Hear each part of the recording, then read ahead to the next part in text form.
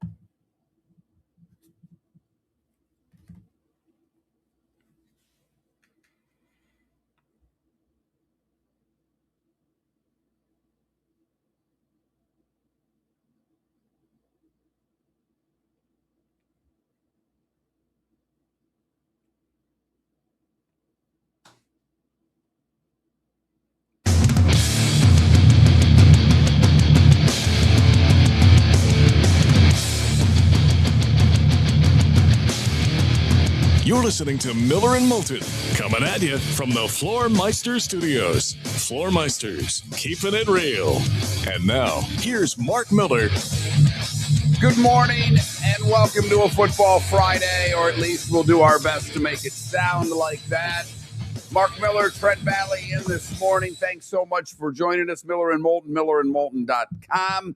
Obviously, we've got to do a lot of work and change a lot of things. That will come all in due time as we progress with the show. Lots going on. Good show for you today. We'll finish up our chat on the NFC North, talking Minnesota Vikings today with Derek Hanson at the bottom of the 8 o'clock hour and Pat Kirwan back in his usual spot Friday at 8. He has been at training camp. He did Washington. They had a dual practice with Miami. He was in New Orleans yesterday. They had a dual practice with Jacksonville. So we'll be able to break down at least 4 teams, maybe talk a little bit of the Houston Texans as well, as that's where he was to start the week. So his training camp tour continues on. I know he's got a few more teams, Tampa and Atlanta, coming up. So we'll get with Pat on that on Tuesday of next week. Trent Valley sitting in the co-pilot seat this morning. Good morning, Trent. How are you? Morning, Mark. Once again, just blessed to be able to do this with you. It's my first true Football Friday. You know, we had football last night, the preseason getting underway, and, you know, that season just keeps creeping on closer, and we've got magic numbers to talk about, so I'm pumped. Well, I did something I don't like to do last night. I'm not proud of it. I'm a little disappointed in myself. I actually watched preseason football last night, and it was as disappointing for me as I had expected. But I married into a Pittsburgh family. My wife loves the Steelers. I'm like, you know what? The Steelers are on. I'll put the game on. It should make her happy. What a monumental mistake that was. Because then I start getting asked, what Will Howard, what number does he wear? What, the third string quarterback? Maybe the fourth string quarterback? I don't know.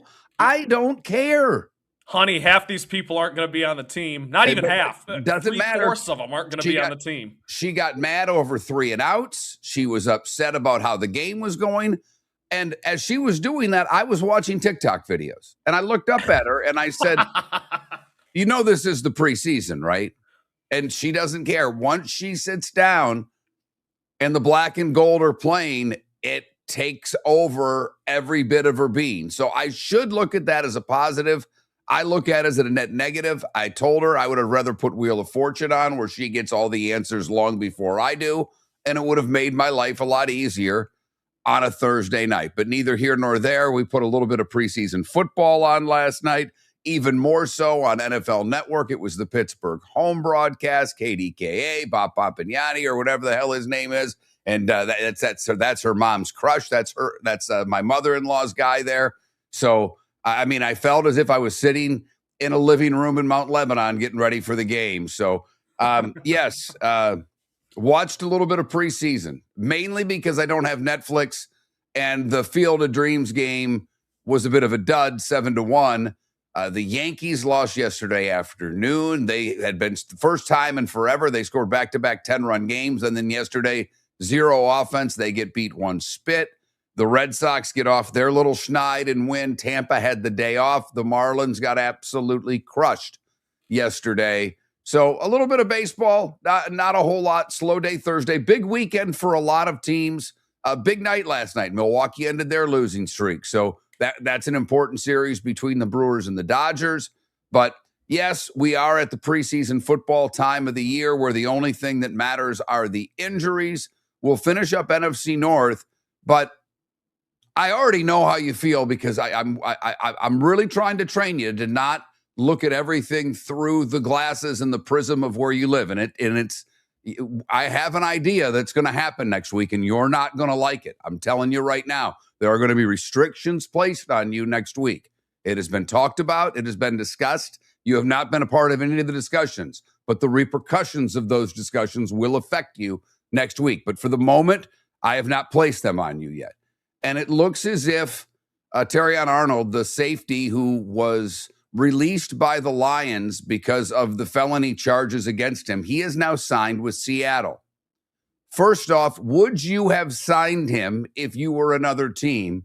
Because it's twofold. One, there are potential criminal charges that would have him go to jail for a decent amount of time. This is no joke. Secondly, the commissioner's exempt list is a distinct possibility for this young man. A, would you sign him? B, if you were Goodell, or if you want to think like Goodell, how long do you think he will be suspended for, if at all? Well, A, I would not have signed him, largely for the first thing you brought up. I just don't know. Mark, I watched him pretty closely, as you know. He wasn't really getting much better. I know he's still a young player, but I don't even think he's worth signing, period. Now, he could be a decent backup or something, but when you throw in B, what you just said, all the baggage, and you can't even bank on the fact that he's going to be able to even be a backup for you, it's not worth it to me. So we'll see where this goes. I'm really interested to see where this goes, and I would suspend him, Mark, to answer your last question, for a season. Season? I think he deserves that, yes.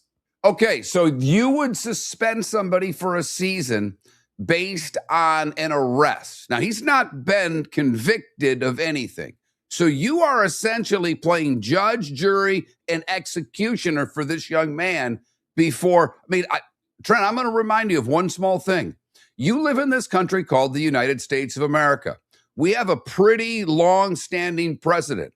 It's called innocent until proven guilty. And you're throwing a year's suspension at someone who the next court date for him is October 5th.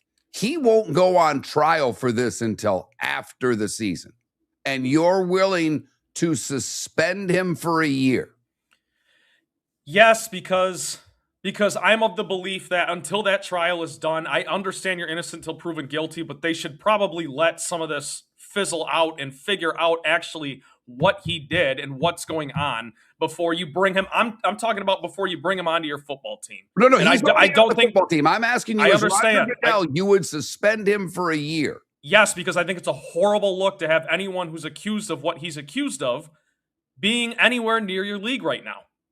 Okay, so let me ask you, Puka Nacua is accused of a couple of things. They're not obviously felonies, but they are every bit. When you want to talk about bad looks, it's violence towards women. What would you do with Puka Nacua for biting a woman? Yeah, well, there's plenty of history of guys treating women horribly in the NFL, and they go on to have fine careers. So it's somewhat about precedent too, Mark. That's what I'm saying. Terrion Arnold, not all charges are equal. You know what I'm saying? So that's why I believe that he should not be anywhere near this league. And if I'm Roger Goodell, again, I don't want him near my league. So Puka Nacua can come out and give a statement like a lot of these guys that have committed battery or beaten women before. Maybe, but not nearly what I would do with Terrion Arnold. And I'm just curious. Rice, who went to prison Right. for 30 days. How long would you suspend him? I mean, he's been convicted. He went to jail. Yeah, If I'm probably. not mistaken, weren't people injured? Weren't people injured in that car accident? Yes. Yep. So I would go see that one because it's settled. I would go a little bit lighter, but I would still probably go 4 weeks to half a season, somewhere in there. So you'd go lighter for someone who's been convicted of a crime versus someone who hasn't been convicted at all yet. Let me just ask you, what do you think happens if you were to suspend Arnold for that length of time and then he's found innocent? Do you think that opens the league up for any type of suit? Because obviously if you suspend someone, they don't get paid. Yeah, so I understand that, and that's where innocent till proven guilty. I get it, Mark. I have it on pretty good authority, and I think we're going to find out pretty soon that he is guilty of this, and it's a horrible, horrible thing that he did, allegedly. So that's all I'm saying. That's where I'm coming from, and I just think if you're the NFL, if you're Roger Goodell, you don't want this guy anywhere near anything until it's resolved, and once it is resolved, he's going to be out of the league for good. And I apologize. Rice had a 6-game suspension last year. So, but he also he went to jail for violating his probation for smoking weed. So I don't know if he will, it's interesting because you still can't smoke pot in the league, which is amazing. So violating his probation, would they do anything else? But Trent, I appreciate your honest take. I am curious because you'd suspend Vrabel too, right? For cheating on his wife.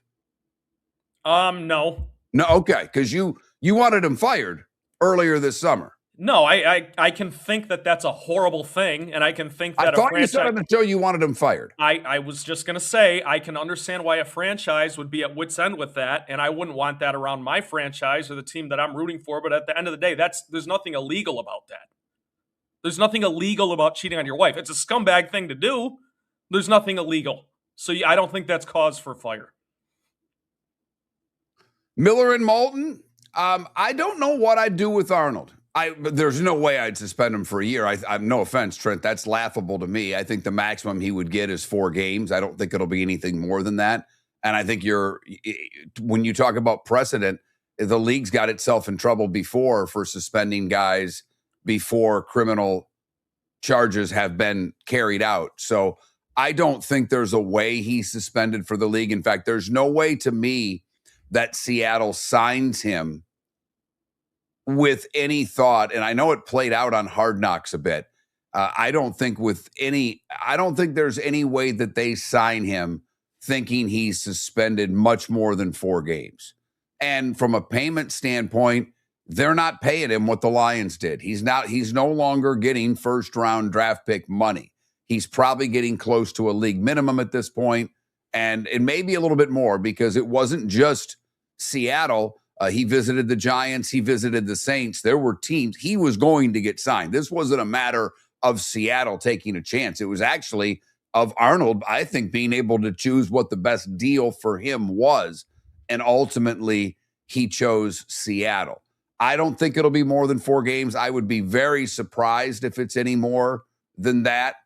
So, but I was just curious, and I know you make the Hammer seem like he's a soft disciplinarian because your justice system is very harsh, and it has been on a lot of things, and then you've been consistent with that. We are consistent on Miller and Moulton this time of year that Pat Kirwan joins us twice a week. He will join us at 8 o'clock. We will talk some Vikings also in the 8 o'clock hour. Poll question on the other side. Miller and Moulton, millerandmoulton.com. Your roof is your home's first line of defense. At Pelican Roofing of Florida, Ronnie John and their team bring years of experience to protect what matters most, your family and your business. From residential repairs to large-scale commercial roofing, we deliver honest work, fair pricing, and quality you can trust. An upgrade on your roof can lower your insurance costs. Don't wait for a leak to turn into a disaster. Call the experts at Pelican Roofing today. 1-866-9-PELICAN. That's 1-866-9-PELICAN. Online at PelicanRoofingCompany.com. CCC 1332512. Floor Meisters just doesn't sell Cortec and carpet. They also sell a lot of wood. And what better time than now to stop in and see the nice folks at Floor Meisters for some new hardwood for your home. With white oak wood starting at $4.99 a square foot, that makes it affordable for everyone. With 10 colors to choose from, they have a color for everyone. So stop in. 6281 Naples Boulevard, right next to Costco, or go to the web. It's floormeisters.com. Floormeisters.com. Floor Meisters, just keeping it real. The Cape Coral Police Department is growing, and they want you to be a part of it. They're hiring new officers. Starting pay is between $74,000 and $90,000, depending on your experience. And with a $10,000 hiring bonus, you could be making $100,000. Enjoy paid holidays, off-duty details, plenty of OT opportunities. They're also hiring dispatchers and professional staff. So go to capecops.com. capecops.com. Be brave, be best. Be Cape. Mark Miller for Sleep Treatment Direct. They are helping me with sleep apnea. And by helping me, I mean curing me. No more CPAP machine. No more snoring. No more tossing. No more waking up exhausted. Their expert team got me the right treatment fast and hassle-free. If you want to feel energized and get rid of your snoring, call Sleep Treatment Direct today. 444-1741. That's 239-444-1741. Sleep Treatment Direct. Sleep safe and sound. This is Miller and Moulton. And I'm not entirely sure. I'd have to check that, Happy, but I don't think, I know you can suspend with pay in the real world. I just don't know if that's part of the NFL suspension. I don't think it is, but it may be.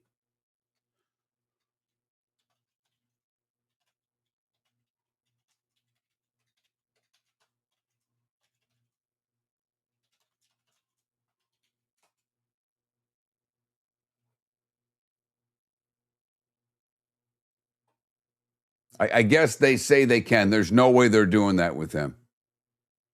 And they typically don't.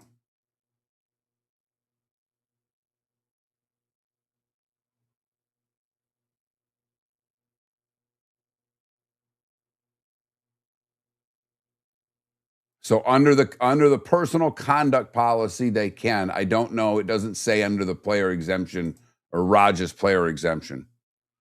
But I'm with Paul. What is the point? Who wouldn't want a good suspension with pay?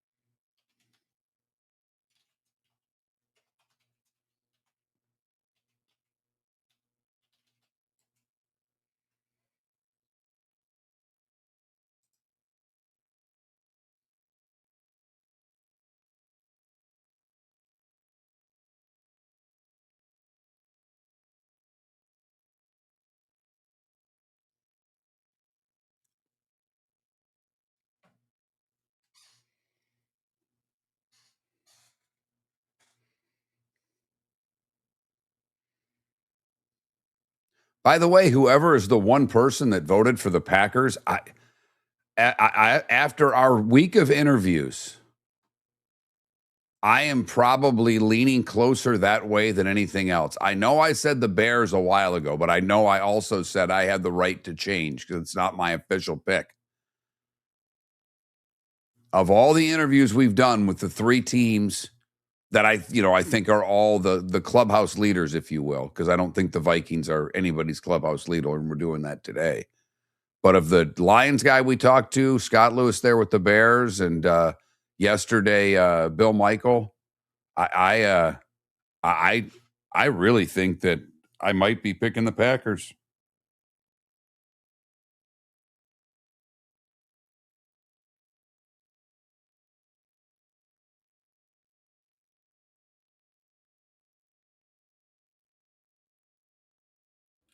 I think the Lions and Packers are both winning 11.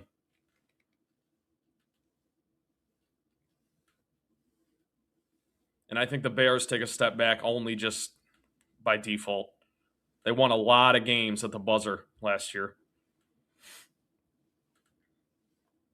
They did. There's no doubt.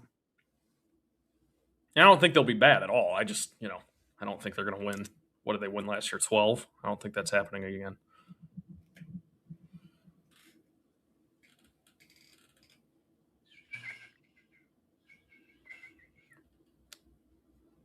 So I did watch Lions-Bengals last night. Joe Burrow played.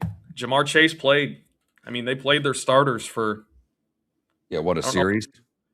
No, it was a couple. I don't know if it was a full quarter or less, but I wasn't watching that closely, but they were in there. Burrow got sacked a couple times.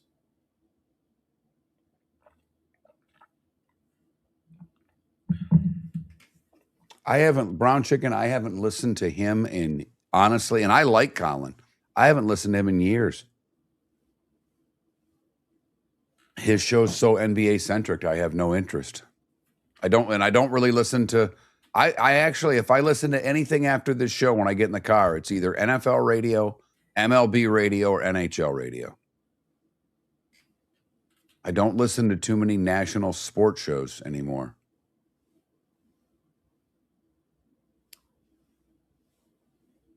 All right, here we go.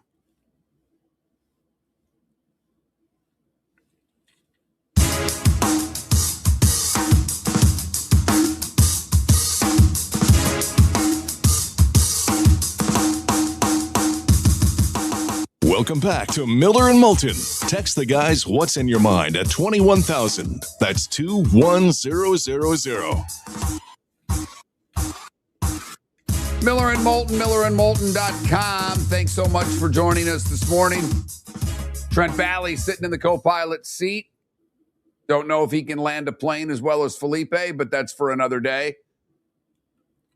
So we've done the NFC North this week. We will finish it up with the Vikings today when we are joined by Derek Hanson at the bottom of the 8 o'clock hour.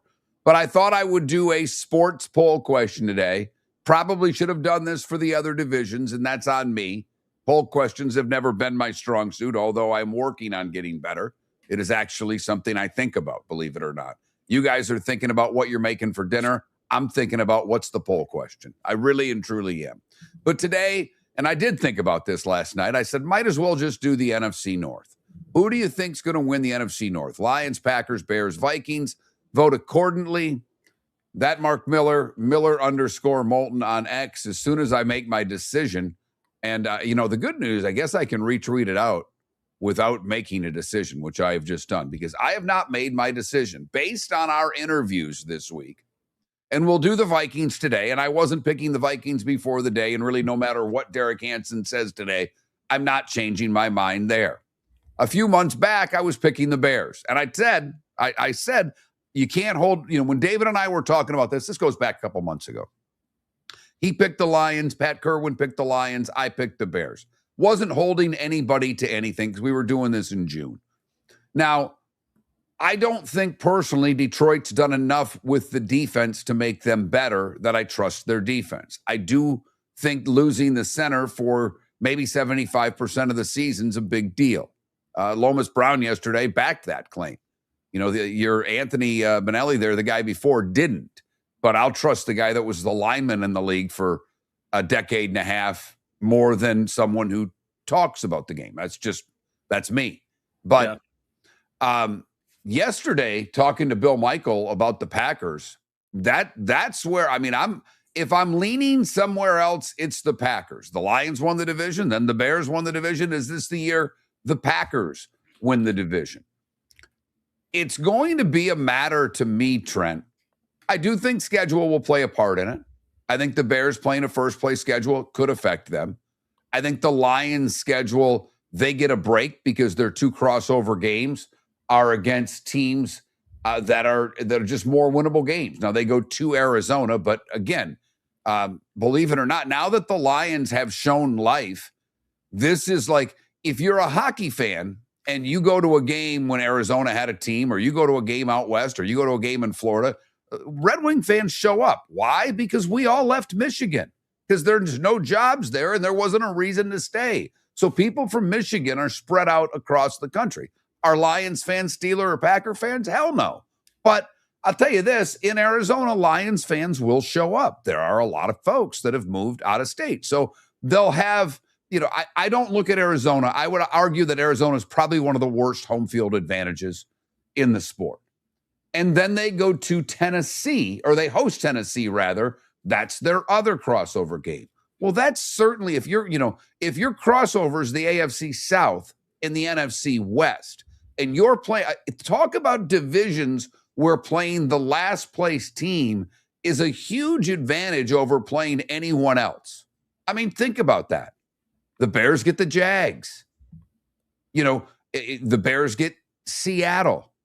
So I do think that that's at the very least, a half game advantage, probably a full game advantage. Well, you're right, because I mean, if you could hand pick a last place team to play, you'd probably play Vegas. But no, I don't. I'd play the Dolphins, but they play that whole division. So or the Dolphins, yeah. So I mean, you look at the crossovers, and this is where I think this division does have the possibility. I think for sure 2 teams from the division, and David Behrman said that only one team goes. I'll argue that because of crossovers. And I didn't do it with him when we had him on the air because I wanted him to make his points. But I would argue, given the fact that the crossover divisions for the NFC North are the NFC South and the AFC East. I mean, the NFC South is at best a mediocre division. 9 probably wins it. Maybe the Bucks the Bucks I think have the most talent. We'll see what happens. I wouldn't be surprised at all if the Saints win that division. I really wouldn't. So you get that division with 4 winnable games. You get the NFC East with the AFC East rather, with 2 very winnable games. And how you do in your own division is going to determine who wins. But I could see 2, I could see possibly 3 out of the NFC North making the playoffs. Can someone get to 12 or 13 and maybe look at a 1 seed instead of the Rams or the Eagles that I think are clear favorites in their divisions? Even though with the Rams playing with the Niners in Seattle, I think that's a reach to say they're a clear favorite. I think the Eagles are a clear favorite, although people like Dallas. So if I were to say more likely, Trent, 1 team from the North or 3 teams from the North, where would you lean? I would lean 3 because I think 2 is a lock. So therefore, it can't just be 1 for me. I think I said during the commercial break, but I'll repeat it for our audience. I think the Lions and the Packers are both double-digit win teams, and I think the Bears can still be fine. You're right. They have to play that first place schedule, and I think they regress a little bit, but I still think that's a really good team and a really good roster and a really good coach and an ascending quarterback. So I would lean 3 for sure. The one thing about the Bears with their crossover games, they go to Seattle, and obviously it's a tough place to win. They get the Jags at home. They also get the Patriots at home. And I think that's key for the Bears when you look at how this schedule breaks out, because I don't worry. If I'm the Bears, I'm not worried about going to Miami in December. No. If you look at the road games that they play, like Detroit, they go to Buffalo. They're not going to be favored in that game. Buffalo's a very good team. Could they win that game? Of course. But not only breaking down who you play, but where you play them, and getting both the Jags and the Patriots along with the Eagles at home. And, they've got the Eagles on a Monday night. The Bears could get off to a good start. They play at Carolina. I don't think a whole lot of Carolina. They host Minnesota, Philadelphia, and the Jets. 3 straight games at home. If the Bears can get off at the bare minimum, they're going to be 3-1 after that. They could be 4-0 if they take down the Eagles. Tough game. Don't get me wrong. But it's the timing and how the schedule works out. It's a little part of everything. I think it's a very even division. Look, if double digits is going to be a requirement in the NFC to make the playoffs this year, with the exception of the NFC South winner, that could be 9. If you want to be a wild card team, you better get to double digits. Because if you tell me that out of San Francisco, Seattle, and the Rams, only one's getting a double digit, where do we want to bet?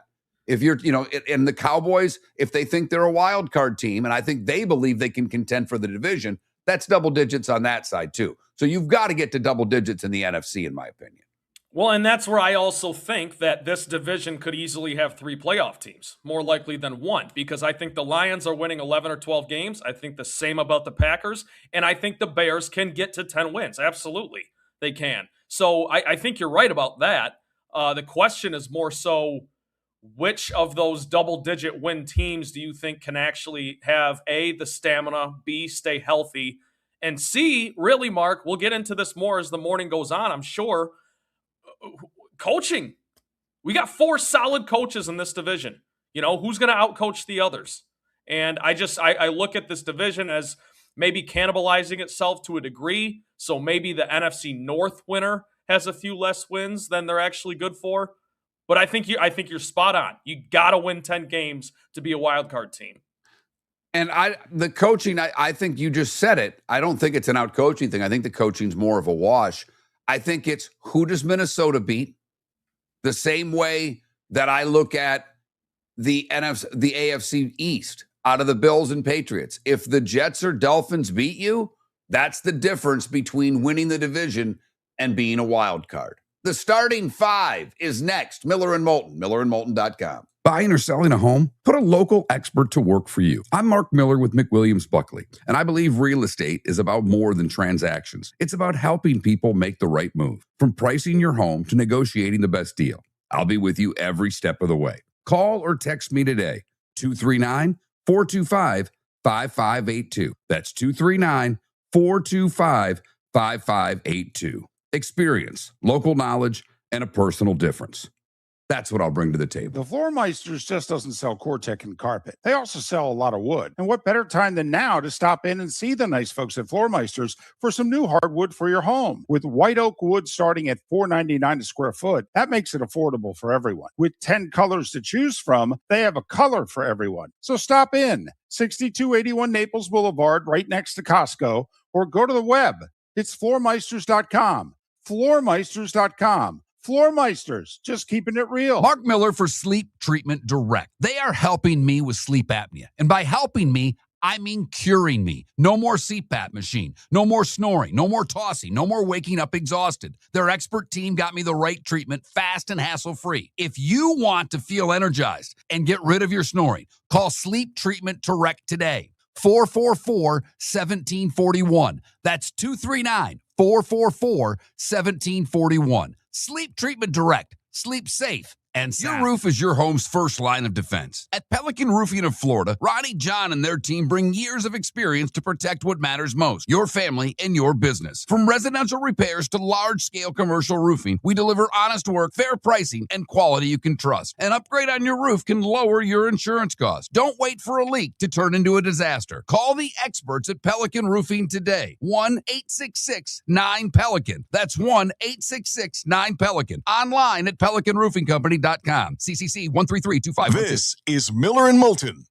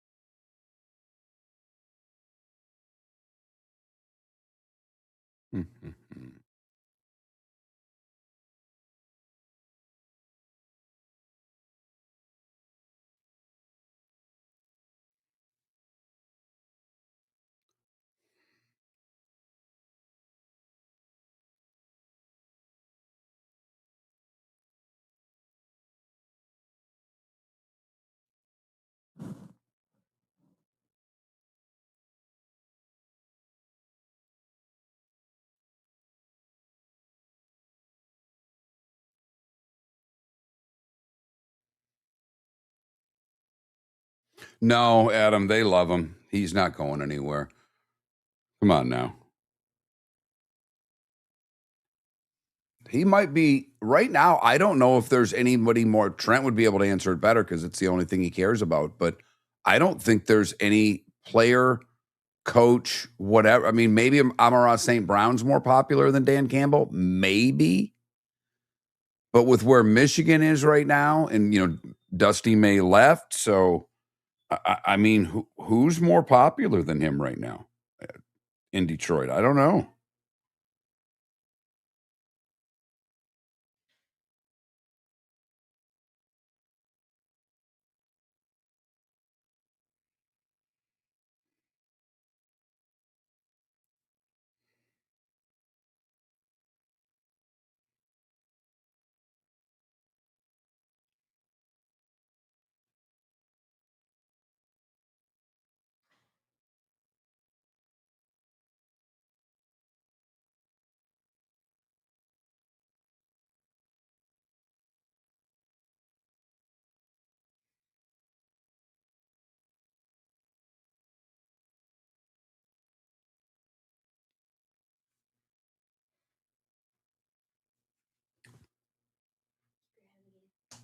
Thank you. You keep your head in the game, too.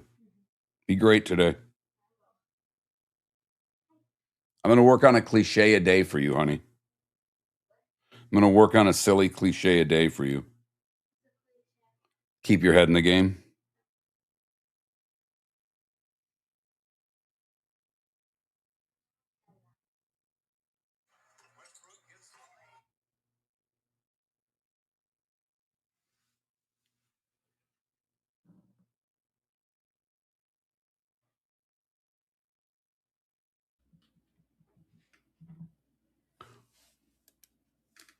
It is, Adam. I don't think you're wrong.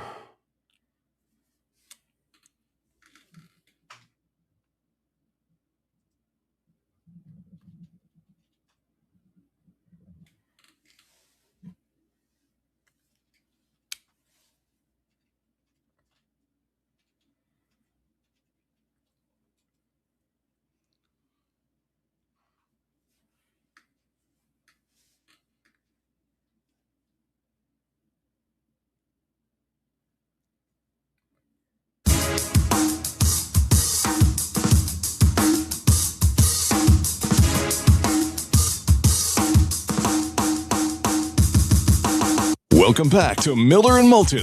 Text the guys what's in your mind at 21,000. That's 21000. Miller and Moulton, millerandmoulton.com. Poll question already up this morning. Who's going to win the NFC North? It's up at that Mark Miller, Miller_Moulton on X as well. Figure since we've done the division all week, might as well finish it off with a poll question about the division. And we will talk Vikings later on in the show today. But right now it is time for The Starting Five. 5 big stories you need to know. Here is The Starting Five. And we start with baseball. Pittsburgh gets a complete game out of Braxton Ashcraft. He struck out 10, and the Pirates ended Miami's 4-game winning streak by thumping the Marlins 13-1. Owen Cassee spoiled the shutout attempt with a homer in the 9th. Other than that, Ashcraft did not allow a runner past first base, 3 hits, 1 walk, and the Pirates turned 3 double plays and threw out a runner attempting to steal second. So a terrific pitching and defensive game by the Pirates. Seattle, a 1-0 win over the Yankees. Logan Gilbert pitched 6 good innings, and Seattle stopped their 6-game losing streak, albeit they only scored 1 run. They avoided getting swept for the second straight series and won for only the 6th time in their past 21 games. Yet, they are within 5 games of first place Houston in the AL West. They will play Houston this weekend. Max Fried allowed 1 run on 5 hits in 5 innings for his first decision since returning to the lineup from the IL back on July 22nd. He struck out 4 and walked 2. Boston, behind Peyton Tolley, who pitched a 2-hitter over 8 innings. Caleb Durbin, a grand slam. And the Red Sox avoid the sweep. They beat Boston 7-0. It was a 1-0 game in the 8th when Durbin hit his second grand slam of his career. Detroit, 3 spit over the Cleveland Guardians. Valencia homered. Monteiro pitched 6 1/3, and Detroit with the win. 3 hits and 1 walk on the night for him. It's the Tigers' first shutout without a strikeout, which in this game is unbelievable. In the strikeout era that we're in, is pretty remarkable. It's the first time they did it since 2014. Rick Porcello blanked the then Oakland Athletics on July the 1st, 2014. Torkelson had 2 hits, drove in a run. Javi Baez and Kevin McGonigal each had a hit and scored a run. The Tigers take on the White Sox this weekend. The White Sox, who lost to Cincinnati 9-8. Tyler Stevenson, a 3-run home run. Sal Stewart and Eugenio Suarez also homered in the win for the Reds. They took 2 of 3 from Chicago, who had won 6 of its 8 series since the All-Star break. But the big news in that game was Davis Martin getting tossed from the White Sox, from the Reds rather, in the game. He threw at Sal Stewart's head, not once, but twice, hit him in the helmet in the 3rd inning. Both benches cleared. Terry Francona after the game, I thought it was extremely blatant. You can't throw 2 balls like that head high. You can kill somebody. I thought that was terrible. How do you feel about that, Mark? I know you're old school. You can't throw it ahead. You don't throw high. You can hit a guy. There's right. a way to hit a guy. Yep, there is. That's what I meant. Throwing at the head is ridiculous. Twice, by the way. Cade Cavelli carried a no-hitter into the 7th before settling for a 1-hit, 8-inning outing as the Nats defeat the Cubs 7-0. The rookie Ortiz for Washington had a 3-run home run in a 5-run 5th. It's his 4th of the season, 3rd in his last 4 games. He's played 11 games in the majors so far. Philadelphia in the Field of Dreams game there, 7-1 over Minnesota. Schwarber, 2 for 5, both of them bombs. Brandon Marsh, 2 for 2 with a homer and 2 ribbies for Philadelphia. Aaron Nola, first victory since May the 26th. He held the Twins to 1 run on 5 hits in 5 innings. The Angels defeated Texas 7-0. Mike Trout went 3 for 5, drove in a run, and scored another as the Angels rout the Rangers. Trout's 2nd consecutive 3-hit game. He's done that 8 times in his career, but the last time he did it was in 2018. You know how he probably did it, Mark? Yesterday was number 27. The magic number was 27 yesterday. That's probably why he did it. We gave him some love. That's exactly why. Jacob deGrom left after 2 innings with right triceps fatigue. He took the loss, fell to 0-3 in 5 career starts in Anaheim. Milwaukee comes from behind in the 9th. They defeat the Dodgers 5-4. Jackson Terrurio, Garrett Mitchell, Jake Bowers, all RBI singles in the 9th. And the first game of the 4-game series goes to the Brew Crew, who lead the NL Central. And with the Cubs losing, that's back to 4. They're a half game behind Atlanta in the overall division standings. Max Muncy hit a 3-run pinch hit home run for the Dodgers in the loss, and Edwin Diaz gets the loss. That's now 3 blown saves in his past 4 appearances. His ERA, 14 appearances into his $69 million contract, 11.57. Yikes. Preseason last night, Cincinnati beats the Lions 16-14. I have no idea why I'm giving you finals. Pittsburgh beat the Packers. Drew Aller came in, looked good for Pittsburgh for those that care. He was 10 of 13 with 2 touchdowns and led the team to 3 touchdown drives. The Colts and the Pats tied at 13. Now that's my kind of preseason game. Chargers beat the Texans by 20. Cardinals beat the Raiders 27-14. Gardner Minshew with 2 touchdowns. Jeremiah Love had 11 carries in his debut of pro football. Mendoza, 10 of 16 through a TD. The Titans beat the Niners 19-13.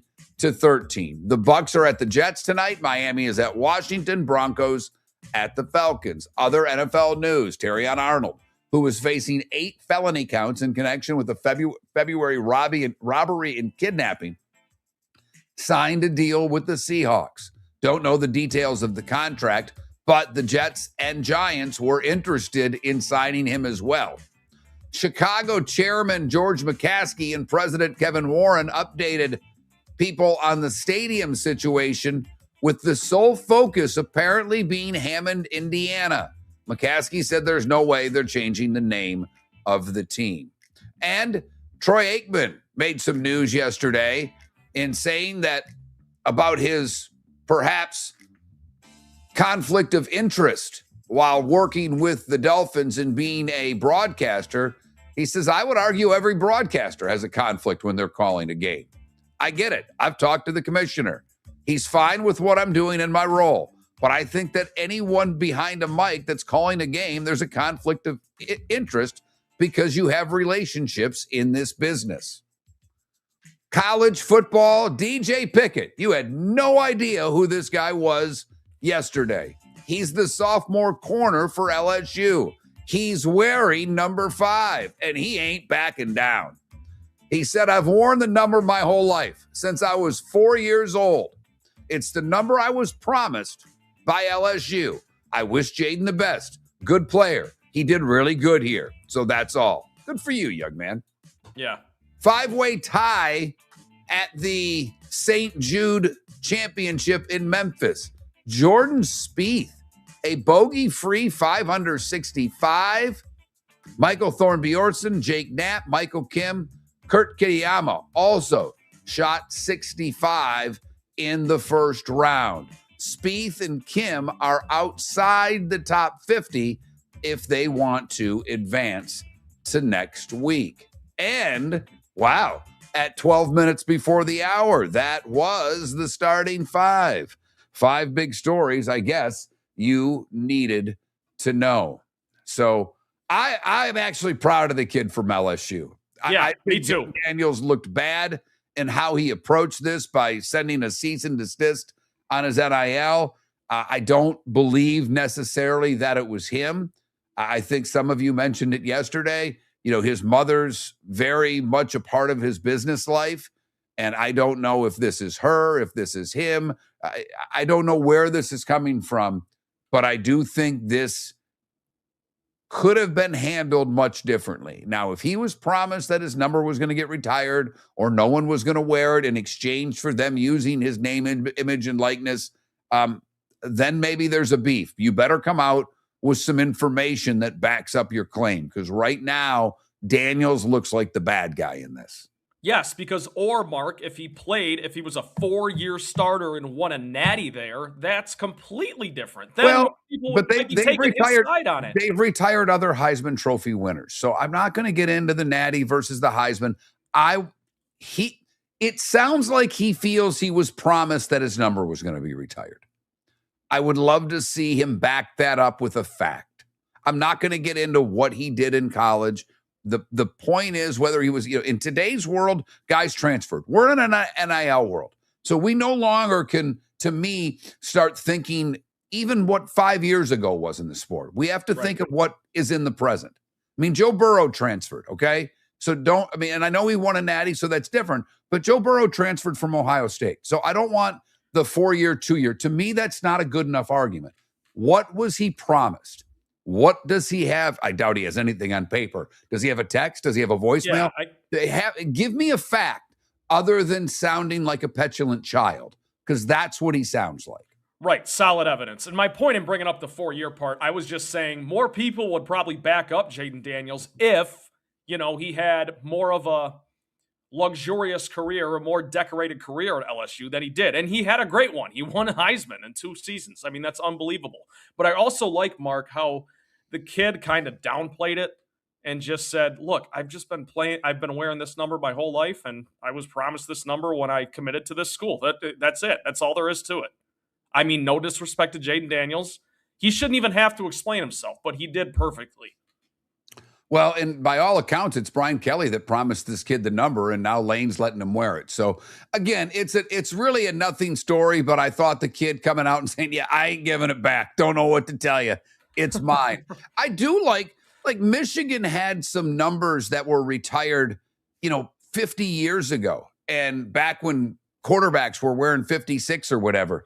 And I like the fact that some of the families have come out and said, no, we'll let that number be worn. It actually honors our grandfather more by someone wearing that number, because no one now knows who he is, basically.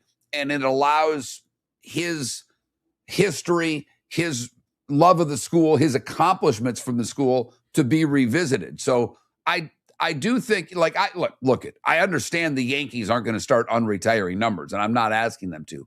But in college football, where we've got multiple people wearing the same number because we've got that many guys on a team, ask David when he was spotting for Danielson. I mean, they'd have 2 number 6s, one on one side of the ball, one on the other. So yeah. It is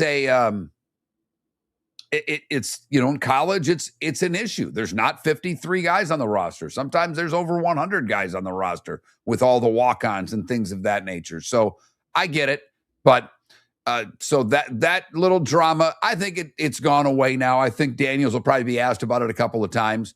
Do want to talk to Pat, because since that's right before that happened, Pat talked to Daniels at Commanders training camp. Pat Kirwan will join us a little more than an hour from now. We will also talk the Minnesota Vikings.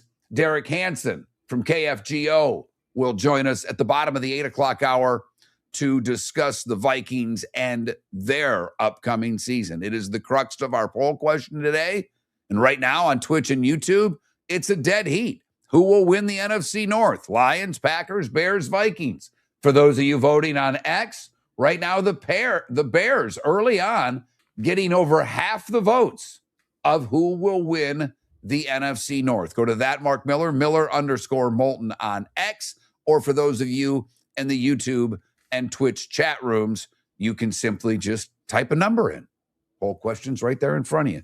Simple as that. Magic numbers, well, they're dwindling very quickly as we get closer and closer. Just 15 days from the start of the college football season, 26 days from the beginning of the National Football League season, as the Patriots and Seahawks kick off on a Wednesday night. Couple of good college games 2 weeks from tomorrow. TCU and North Carolina. We'll see if Belichick can win more than 4 games. I think the over-under there is not even 6. And North Carolina State and Virginia in what I think is a pretty interesting ACC clash. Miller and Moulton, Trent Bally sitting in the co-pilot seat this morning. Thank you so much for listening. The Cape Coral Police Department is growing, and they want you to be a part of it. They're hiring new officers. Starting pay is between $74,000 and $90,000, depending on your experience. And with a $10,000 hiring bonus, you could be making $100,000. Enjoy paid holidays, off-duty details, plenty of OT opportunities. They're also hiring dispatchers and professional staff. So go to capecops.com, capecops.com. Be brave, be best, Be Cape. Your roof is your home's first line of defense. At Pelican Roofing of Florida, Ronnie John and their team bring years of experience to protect what matters most, your family and your business. From residential repairs to large-scale commercial roofing, we deliver honest work, fair pricing, and quality you can trust. An upgrade on your roof can lower your insurance costs. Don't wait for a leak to turn into a disaster. Call the experts at Pelican Roofing today. 1-866-9-PELICAN. That's 1-866-9-PELICAN. Online at PelicanRoofingCompany.com. CCC 1332512. The Floormeisters just doesn't sell Cortec and carpet. They also sell a lot of wood. And what better time than now to stop in and see the nice folks at Floormeisters for some new hardwood for your home. With white oak wood starting at $4.99 a square foot, that makes it affordable for everyone. With 10 colors to choose from, they have a color for everyone. So stop in. 6281 Naples Boulevard, right next to Costco, or go to the web. It's floormeisters.com.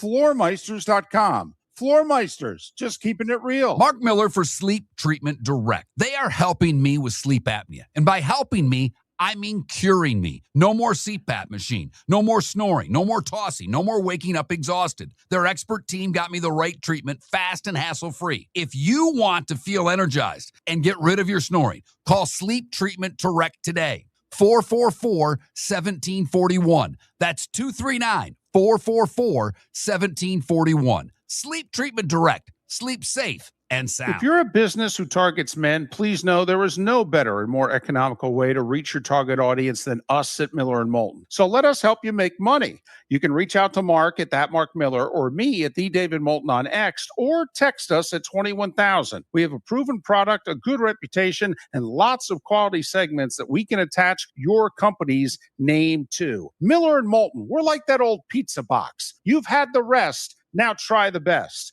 Miller and Moulton, millerandmoulton.com. Buying or selling a home? Put a local expert to work for you. I'm Mark Miller with McWilliams Buckley, and I believe real estate is about more than transactions. It's about helping people make the right move, from pricing your home to negotiating the best deal. I'll be with you every step of the way. Call or text me today, 239-425-5582. That's 239-425-5582. Experience, local knowledge, and a personal difference. That's what I'll bring to the table. This is Miller and Moulton.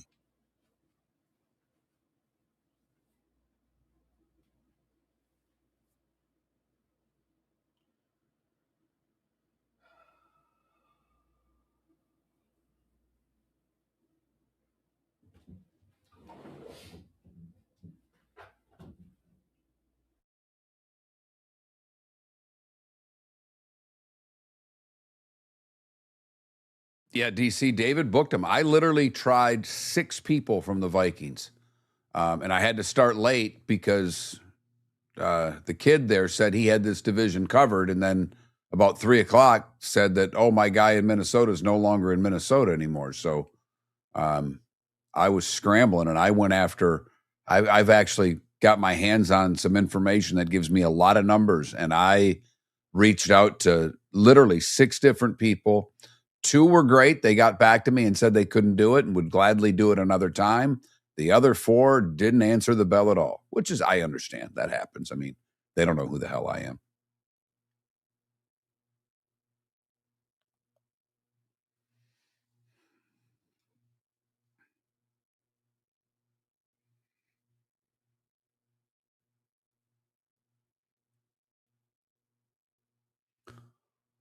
Oh, crap. All right, come on now. Please work. No.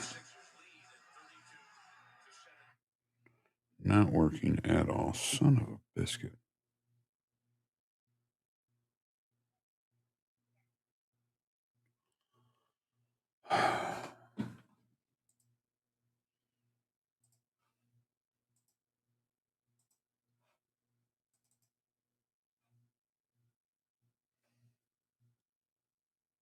Oh, it happens all the time. I mean, it's not unusual, so.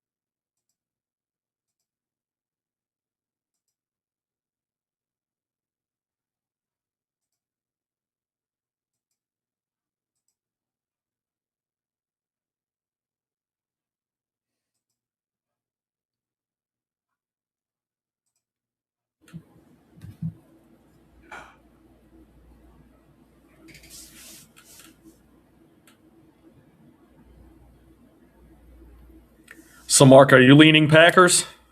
Yeah, I am. I don't blame you.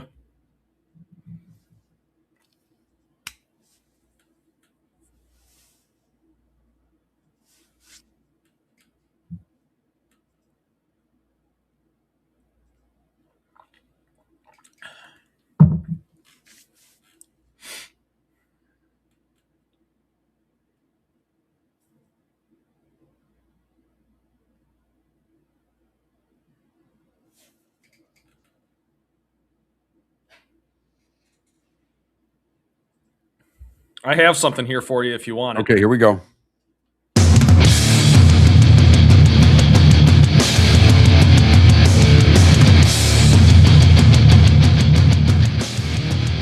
You're listening to Miller and Moulton, coming at you from the Floor Meister Studios. Floor Meisters, keeping it real. And now, here's Mark Miller. Miller and Moulton, millerandmoulton.com. Welcome. Hour number 2 on a Friday. Getting through it with you together. Trent Bally sitting in the co-pilot seat as we talk a little NFC North today. Who's going to win the division is our poll question. Go to that, Mark Miller, Miller_Moulton on X. The poll question again on the NFC North. The Pelican Roofing of Florida text line wide open. Pelican Roofing of Florida, proud sponsor of Miller and Moulton, might be a good company to give a call. 1-866-9-PELICAN, 1-866-9-PELICAN, as we are, in the midst of hurricane season. Remember, Charlie hit 22 years ago yesterday in Southwest Florida. Hopefully, I'm convinced we won't have a lot more hurricanes over the course of the next 10 years, simply because my wife and I purchased a whole house generator. And since we did that, the odds are we won't need it. But that's what's going on this morning. Pat Kirwan next hour, as well as some Vikings talk with Derek Hanson. Well, Mark, I want to ask you something because, as you mentioned, it is kind of a quasi-football Friday. We're halfway there kind of deal. And yesterday, our poll question was, would you play your starting quarterback in the preseason and or your star players? I'm telling you right now, I watched the Lions and the Bengals last night. Joe Burrow played. Jamar Chase played. Do you think it's a little different, Mark? Because our answer was both no. We were both vehemently no. I'm pretty sure that's what won the poll question running away. But do you think it's a little different in a situation like the Bengals, who have had a couple down years in a row, who have had quarterback problems with Burrow staying healthy? I can kind of see where they might want to get him back in game shape or give him a couple series, if you know what I mean, because he didn't play the whole game. But he played at least 2 series that I saw, and I'm just curious what your thoughts are as far as, does that change the math for you on if you would play your starters or your star quarterback? Does what change the math? I mean, because they've had 2 down years in a row. That's what I'm saying. No, I mean, my answer doesn't change from 24 hours ago. My answer is the same yesterday as it was today. They get enough reps to me in scrimmages, in practice, that I'm not playing them in a game where there's a chance they can get hurt. So I agree with you. I just was watching it last night. It sort of changed my view on it a little bit, not necessarily completely. I still completely agree with you, actually. But I could sort of see how, if I'm a Bengals fan and I'm sitting there watching that game, it kind of is nice to see Joe Burrow for a few snaps, because he really has had 2 down years in a row. Okay, so your change of heart came from how the fans view preseason. I'm using your words, Trent. I know. Just said, as a fan, I can understand. I don't give a rat's you-know-what about the fans in preseason. The owners don't care about the fans. The owners are screwing the fans by having preseason games. You're a season ticket holder, Trent. Do they give you those preseason games for free? Nope. Oh, do they charge you the same price basically as a regular season game? It's close. Yeah. So based on that bit of information, how much do you think the owners care about you? 0. Okay. So with that being established, how much, and again, the preseason's not for the fans. The preseason's to get your team ready for the regular season. And more players are not playing in the preseason. I am supportive of that. And no, Joe Burrow playing a quarter or two series. That game wasn't on in my market. I didn't watch it. I watched the Steelers and Packers, like I said, only because my wife is a Steeler fan. And, Aaron Rodgers didn't play. I was supportive of that. If I'm a Steeler fan and I'm watching that game, what I want to see is Howard or Drew Aller and what they show me if they can play. Arizona in the that Hall of Fame game, everybody said was literally the best preseason game anybody's ever talked about. And by all accounts, it was a good game. People weren't talking about Bryce Young after the game. They weren't talking about Jacoby Brissett. They were talking about Carson Beck. And, my kid was a big Georgia fan, and he watched the highlights because he was on with me, and he goes, wow, that Carson Beck looked pretty good. My buddy, who's a big Canes fan, goes, Carson Beck looked better last night than I saw him a lot with the Canes in the national championship game. That was interesting. And and people liked Haynes King. So the fan is pretty intelligent now. To dumb down the sport, to dumb down the fan and say, well, this is for the fans. Well, they're not the smart fan then. I don't think we've ever had more intelligent fans in sports than we have now. There's so much information. I've told people for years, if you're a fan of Team X, my guess is you know a hell of a lot more about your team than I do, because that's the only team you care about. I'm trying to figure out what's going on with 32 NFL teams, somewhere around 40 college teams, still pay attention to what's going on in baseball and the rest of the sports world. If you're just a Vikings fan, you dive deep into it. There are people now that are doing, there are some great people on X that are breaking down videos. You're able to see footwork and arm strength and throws and replays of this that we've never had before. So the intelligence of the fan, if you want it, has never been higher. I don't think they're concerned with Joe Burrow playing 3 series in a meaningless game. And I think the most of them, the high majority of them, are scared to death that their star could get hurt in a meaningless game when they're trying to play in January. Okay, and he did take a blindside sack yesterday, and I think that was about it for him. And so let me rephrase this a little bit, because I'm not arguing that the fan is what matters here. I'm simply saying if I was a Bengals fan and I was watching this game, I'm thinking, okay, it's nice to at least see him again. That's all I was saying. I think under very rare circumstances, it's nice to see your starting quarterback in a game, period, because it's not going to be for long, and as soon as he takes that one hit, they're taking him out. So I understand that part of it. But I was watching last night, and it just changed my thinking a little bit. Didn't change my opinion, just changed, I understand certain teams' approach a little bit more than I did yesterday. Well, again, I mean, Trent, you said I'm not thinking of the fan, and you used the word fan 3 times in your description. I know. I'm saying I'd be more confident now than I was yesterday, having seen what I saw last night. That's it. That's all I'm saying. As a fan, as a GM, as an executive, as a whatever. Well, the GM and the executive are at practice. That's when they're seeing what they want to see. They're seeing the scrimmages. They collectively make that decision. Every GM has a different philosophy on how they approach the preseason. It has nothing to do with who's at the game and who's watching the game. I know that. I'm not talking about that. I'm saying if you're sitting at home watching your favorite team, it's nice to see Joe Burrow for the first time after 2 down years just take a few snaps. And it's not, the team's not doing it because of that. I get what you're saying. And the team's not doing it because of who's at the game. They don't give a rat's ass. They make enough money. They'll be fine. I'm just saying from a football standpoint, getting snaps, getting reps, it's like he only took, I think, 2 series. And again, my opinion on it does not change. I just was curious because I thought it was topical because of yesterday's poll question, and I think everyone pretty much agrees they shouldn't have done that. They did. Miller and Moulton, millerandmoulton.com. For the record, yesterday's poll question, or 2 days ago, whenever we had the preseason one, 65% of you were against playing players, stars, or quarterbacks in the preseason. Again, this is a philosophical difference between certain general managers, certain coaches, and how they approach it.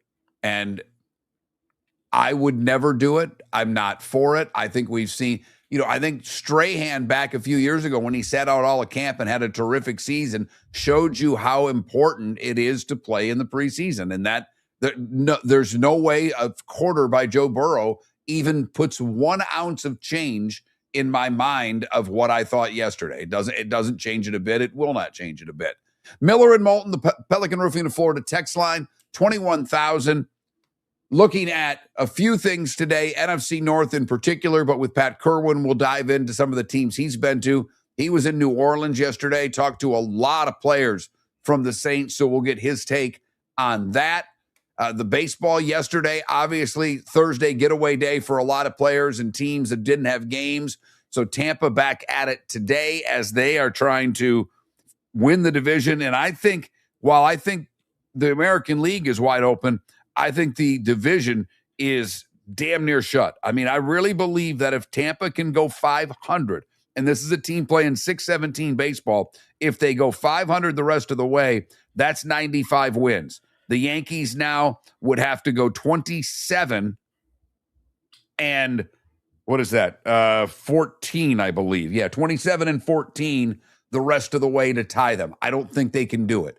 No. They only have 1 series left with Tampa. The Red Sox only have 1 series left with Tampa. The Red Sox now 9.5 back of the Yankees, 3 games behind, or 9.5 behind the Rays, 3 behind the Yankees for the 4 seed. And what's amazing right now, this is how bad the American League is. By Detroit winning last night and the Rangers losing, the final wild card spot in the American League is the 60-61 Tigers. The Tigers, Rangers, and Twins all have 60 wins. The Twins, 63 losses, the Rangers, 62. The Guardians are a game and a half back. The Blue Jays and Orioles are only 2 games back of the wild card. So you've got 6 teams right now, all within 2 games of one another, fighting for the final wild card spot. I've talked about this a bunch. I know some of you don't care, but the team in the American League with the best run differential are the 60-61 Tigers. The Yankees are next at plus 89. The Red Sox are third.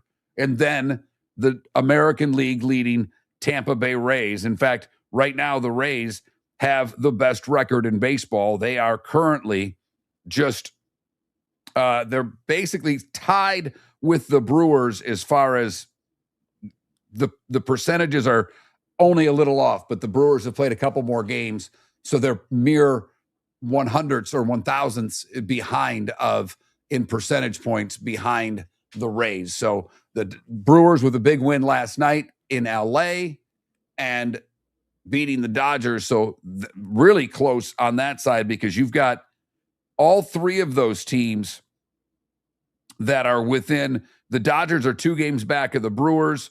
The Brewers now a game and a half ahead of the Braves. So that's, to me, the most interesting part of the National League because 3 good teams, one of them will have to play a wild card round. And right now they would get the Phillies, who are a half game better than the Diamondbacks. The Marlins losing yesterday, 2.5 back. Magic numbers and 26s next. Fantasy football season is here, and there's only one place to get the edge. Join Miller and Moulton for the Fantasy Football Summit with Dr. Roto at Shoeless Joe's Sports Cafe, Tuesday, August 11th, 7 p.m. Get championship-winning draft strategies, sleeper picks, busts to avoid, and answers to all your fantasy questions from one of the nation's top experts, Dr. Roto. Whether you're playing for bragging rights or big money, don't draft without this event. Tuesday, August 11th, the Fantasy Football Summit at Shoeless Joe's with Dr. Roto. Sign up, Miller and Moulton. The Floor Meisters just doesn't sell Cortec and carpet. They also sell a lot of wood. And what better time than now to stop in and see the nice folks at Floor Meisters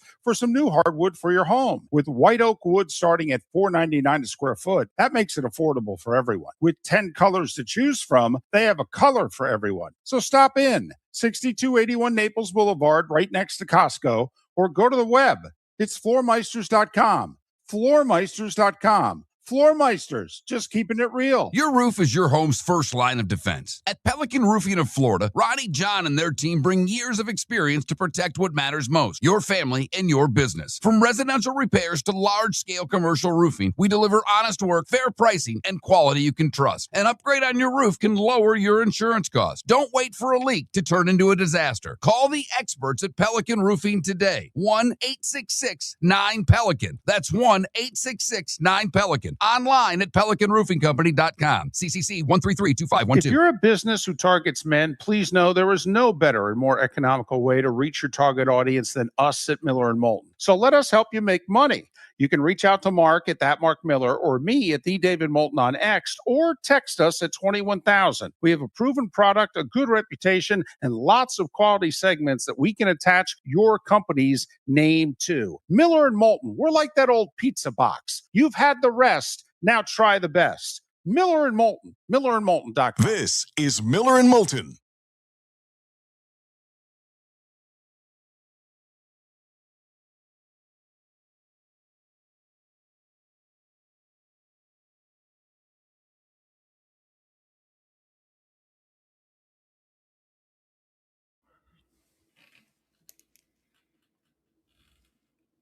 I saw your reaction at the start of that commercial break, but I assume you're going to get that fantasy football summit spot out of there. Yeah, Trent, I'm sorry. I got a lot going on this morning. I'm trying to fix the system right now. So you're right. Let me fix that. Yep. I'm producing a show, doing the commercials. There's a lot going on. Trying to answer text. Sorry, that's on me. No, it's all good. I know that wasn't the reaction. Trust me. Okay, I wasn't even listening to the commercial. My bad. I really wasn't. I did not listen to No, I wasn't listening to the commercial. I'm trying to fix the Bluetooth right now so I can do an interview. Okay.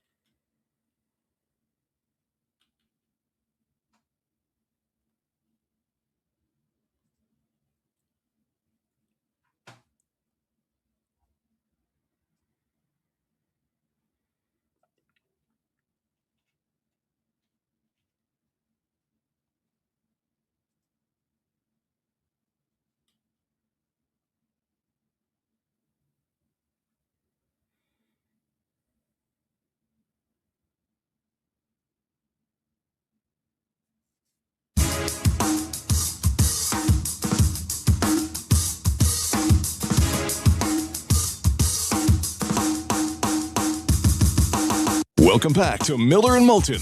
Text the guys what's in your mind at 21,000. That's 21000.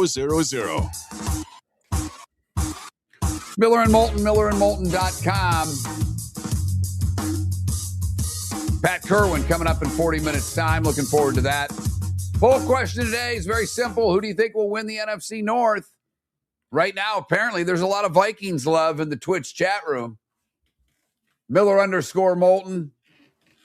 That Mark Miller on X, it's a little different, as right now the Bears getting the majority of the vote in that one. You can go to that Mark Miller, Miller_Moulton on X, or if you're in the YouTube or Twitch chat room, you just type a number.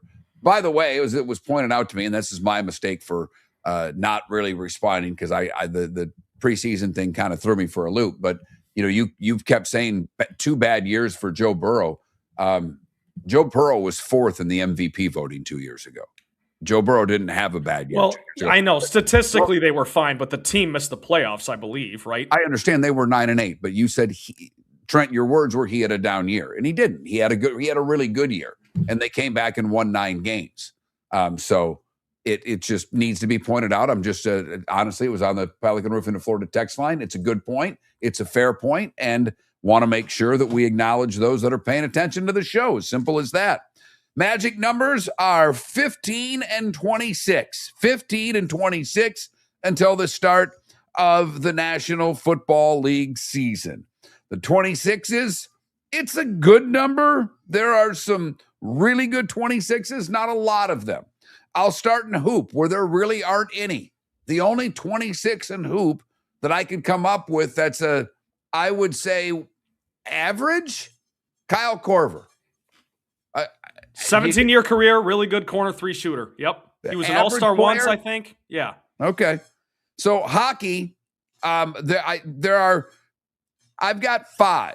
2 probably shouldn't be on the list, and they're on the list for personal reasons. One's Joe Koster from the Wings, one of the tough guys. He and Proby kind of turned that team around with the way that they played. The other one is Don Awrey, and I bring him up for a couple of reasons. One, Don's in his 80s, still lives in Southwest Florida. I've known Don for over 20 years.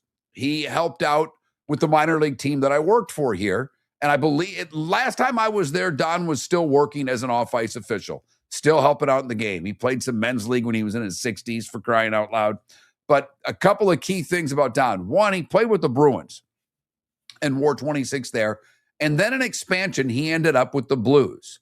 He's in the picture on the ice with the famous shot of Bobby Orr that they say he scored when he was midair. He shot, he was tripped. But that great photo where Orr is parallel with the ice, Don Awrey's on that St. Louis team in that shot. And secondly, he played in the 72 Summit Series, which many people, I obviously don't remember it. I was alive.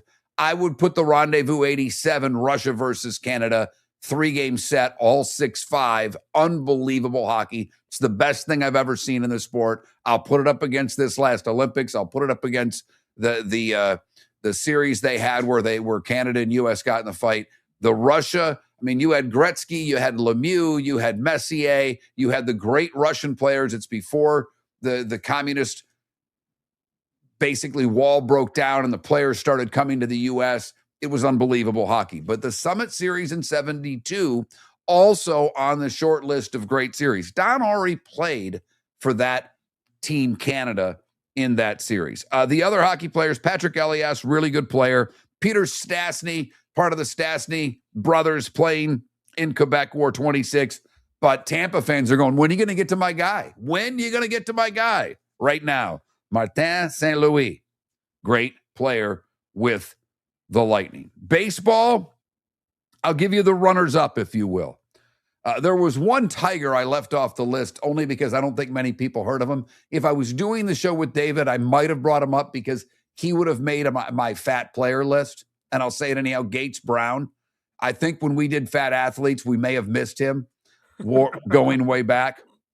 But Dave Kingman wore it for the Mets, home run hitter. Amos Otis was part of all those Royals teams that were good in the late 70s. And Joe Rudy wore it with the A's. Boog Powell, who did make the fat athlete list, wore it with the Orioles. But Chase Utley, number 2 in baseball. Wade Boggs, number 1. Now we get to the NFL. I have 4 honorable mentions, if you will. Le'Veon Bell wore it with the Steelers, and because he's an idiot, did not have the career he should have had. That sitting out that year, he never recovered. That's right. Deuce McAllister, pretty good player. Not a great player, pretty good player. Going back for all you Cowboys fans of the late 70s, Preston Pearson, not Drew Pearson, not the receiver, Preston Pearson, the running back, and Clinton Portis, all wore 26.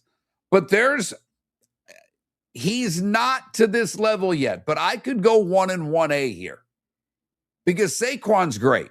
He is. I mean, Saquon's a great player, but from a 26 standpoint, Rod Woodson. Okay, that's your number 1 at this point. That's a perfectly acceptable take. You know that. You don't need me to tell you that. But yeah, my mind went Saquon just because that's more my era. And also an honorable mention just for fun. Adrian Peterson wore it with the then Redskins. Yeah, but that's not his number. But it wasn't his number. He's 28. That's not his number. Yeah. We talked about him a couple days ago when it was 28 was one of the magic numbers. But those are good 26s. I mean, that's another one of those where it's kind of a dead zone for hoop. But there's a lot of great hockey players you talked about, or fun hockey players, or iconic hockey players. And then, of course, it's a football number, first and foremost. So that's the 26s as we are now 26 days away from the start of the season. And a great addition on the Pelican Roofing of Florida text line. I'm not even checking it. I'm just going to trust this person. And in fact, I will check it because this is my habit. Because a lot of times I hate to say it. Well, I hate to say it because a lot of people have put names in, and I then look and they're like, yeah, that wasn't his number. So I've got to double check. And I'm glad I did because this person was wrong. And so I'm not gonna give them their due, because if I'd have said it, this person wore 36 and then 21 in the pros, not 26. So that's why I got to double check quickly. Sometimes it doesn't make for the best radio because I got to do a little typing. But this is why, Trent, I don't do this off the top of my head. Yes, I know, and I was just going to joke. This is why you leave it to the pros. And, of course, I'm learning from you every morning. I understand some segments are better than others, but you're exactly right, Mark, because if you would have just said that off the rip, you would have had someone else on the Pelican Roofing of Florida text line say, that's wrong. So we're doing pro numbers. That's what I've been going with, and I know there's some college, and we did 34. We did talk Herschel and Bo. I get it, but I've been kind of sticking with their NFL numbers, and we've been doing those leagues, the NHL, the NBA, MLB, and NFL. I've not deviated from that since we were doing this in the 60s, guys. So that's where we are. Those are your numbers. We have Pat Kirwan coming up in a half hour's time. The golf going on, the playoff, baseball, big weekend this weekend. Really is. The Tigers-White Sox is a huge series in baseball. The Brewers and Dodgers, another big series going on. The Rays back home against the Orioles. The Rays have, I think, an opportunity because Baltimore, I know they're in it, but if Tampa can, they've got 2 series with Baltimore. I think they have 7 games coming up out of their next 10. And if Tampa plays, and I've said it a million times, it's 500 baseball. It's all they have to do. Yep. Anything other than that, to be honest with you, the one thing, and look at, I don't know if Tampa's going to get to a World Series, but the one thing, Tampa's now in a spot where they could have the best record in baseball. Yeah. I mean, expectations have gone from winning, I think when you looked at the start of the season, can the Rays be in a playoff hunt? I think was a fair question. The Rays start playing good baseball. Okay, can the Rays win the division? The trade deadline comes and goes. They make a good move and get a catcher. I wanted a Rise. They didn't get him, but they got a catcher. Hicks has been great. So now it's not just winning the division, which is obviously the best record in the American League, but with what's going on between the Dodgers and Brewers, hell, the best record in baseball is a possibility. Buying or selling a home? Put a local expert to work for you. I'm Mark Miller with McWilliams Buckley, and I believe real estate is about more than transactions. It's about helping people make the right move, from pricing your home to negotiating the best deal. I'll be with you every step of the way. Call or text me today, 239-425-5582. That's 239-425-5582. Experience, local knowledge, and a personal difference. That's what I'll bring to the table. The Floormeisters just doesn't sell Cortec and carpet. They also sell a lot of wood. And what better time than now to stop in and see the nice folks at Floormeisters for some new hardwood for your home. With white oak wood starting at $4.99 a square foot, that makes it affordable for everyone. With 10 colors to choose from, they have a color for everyone. So stop in, 6281 Naples Boulevard, right next to Costco, or go to the web. It's floormeisters.com. Floormeisters.com. Floormeisters, just keeping it real. Your roof is your home's first line of defense. At Pelican Roofing of Florida, Ronnie John and their team bring years of experience to protect what matters most, your family and your business. From residential repairs to large-scale commercial roofing, we deliver honest work, fair pricing, and quality you can trust. An upgrade on your roof can lower your insurance costs. Don't wait for a leak to turn into a disaster. Call the experts at Pelican Roofing today. 1-866-9-PELICAN. That's 1-866-9-PELICAN. Online at PelicanRoofingCompany.com. CCC 1332512. The Cape Coral Police Department is growing, and they want you to be a part of it. They're hiring new officers. Starting pay is between $74,000 and $90,000, depending on your experience. And with a $10,000 hiring bonus, you could be making $100,000. Enjoy paid holidays, off-duty details, plenty of OT opportunities. They're also hiring dispatchers and professional staff. So go to CapeCops.com. CapeCops.com. Be brave, be best, be Cape. This is Miller and Moulton.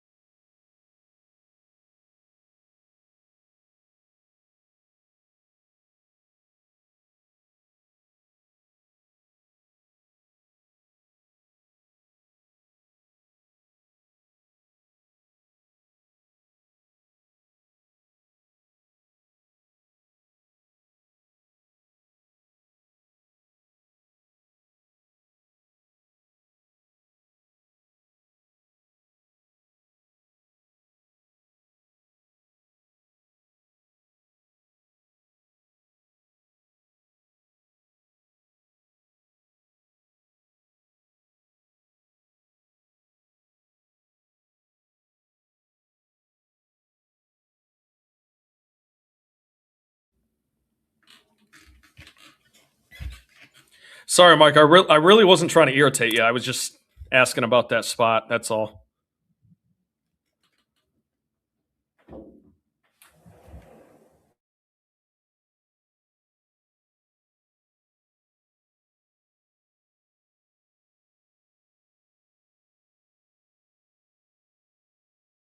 Mark, you're muted. I didn't hear you. Sorry.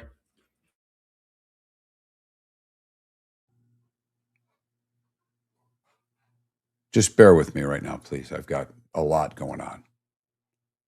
And that spot right now is at the bottom of my list, unfortunately. I don't blame you. Things that aren't working, and I need to fix them.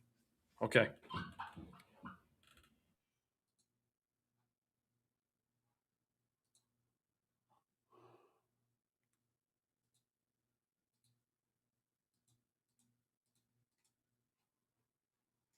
Why the God bless does this happen?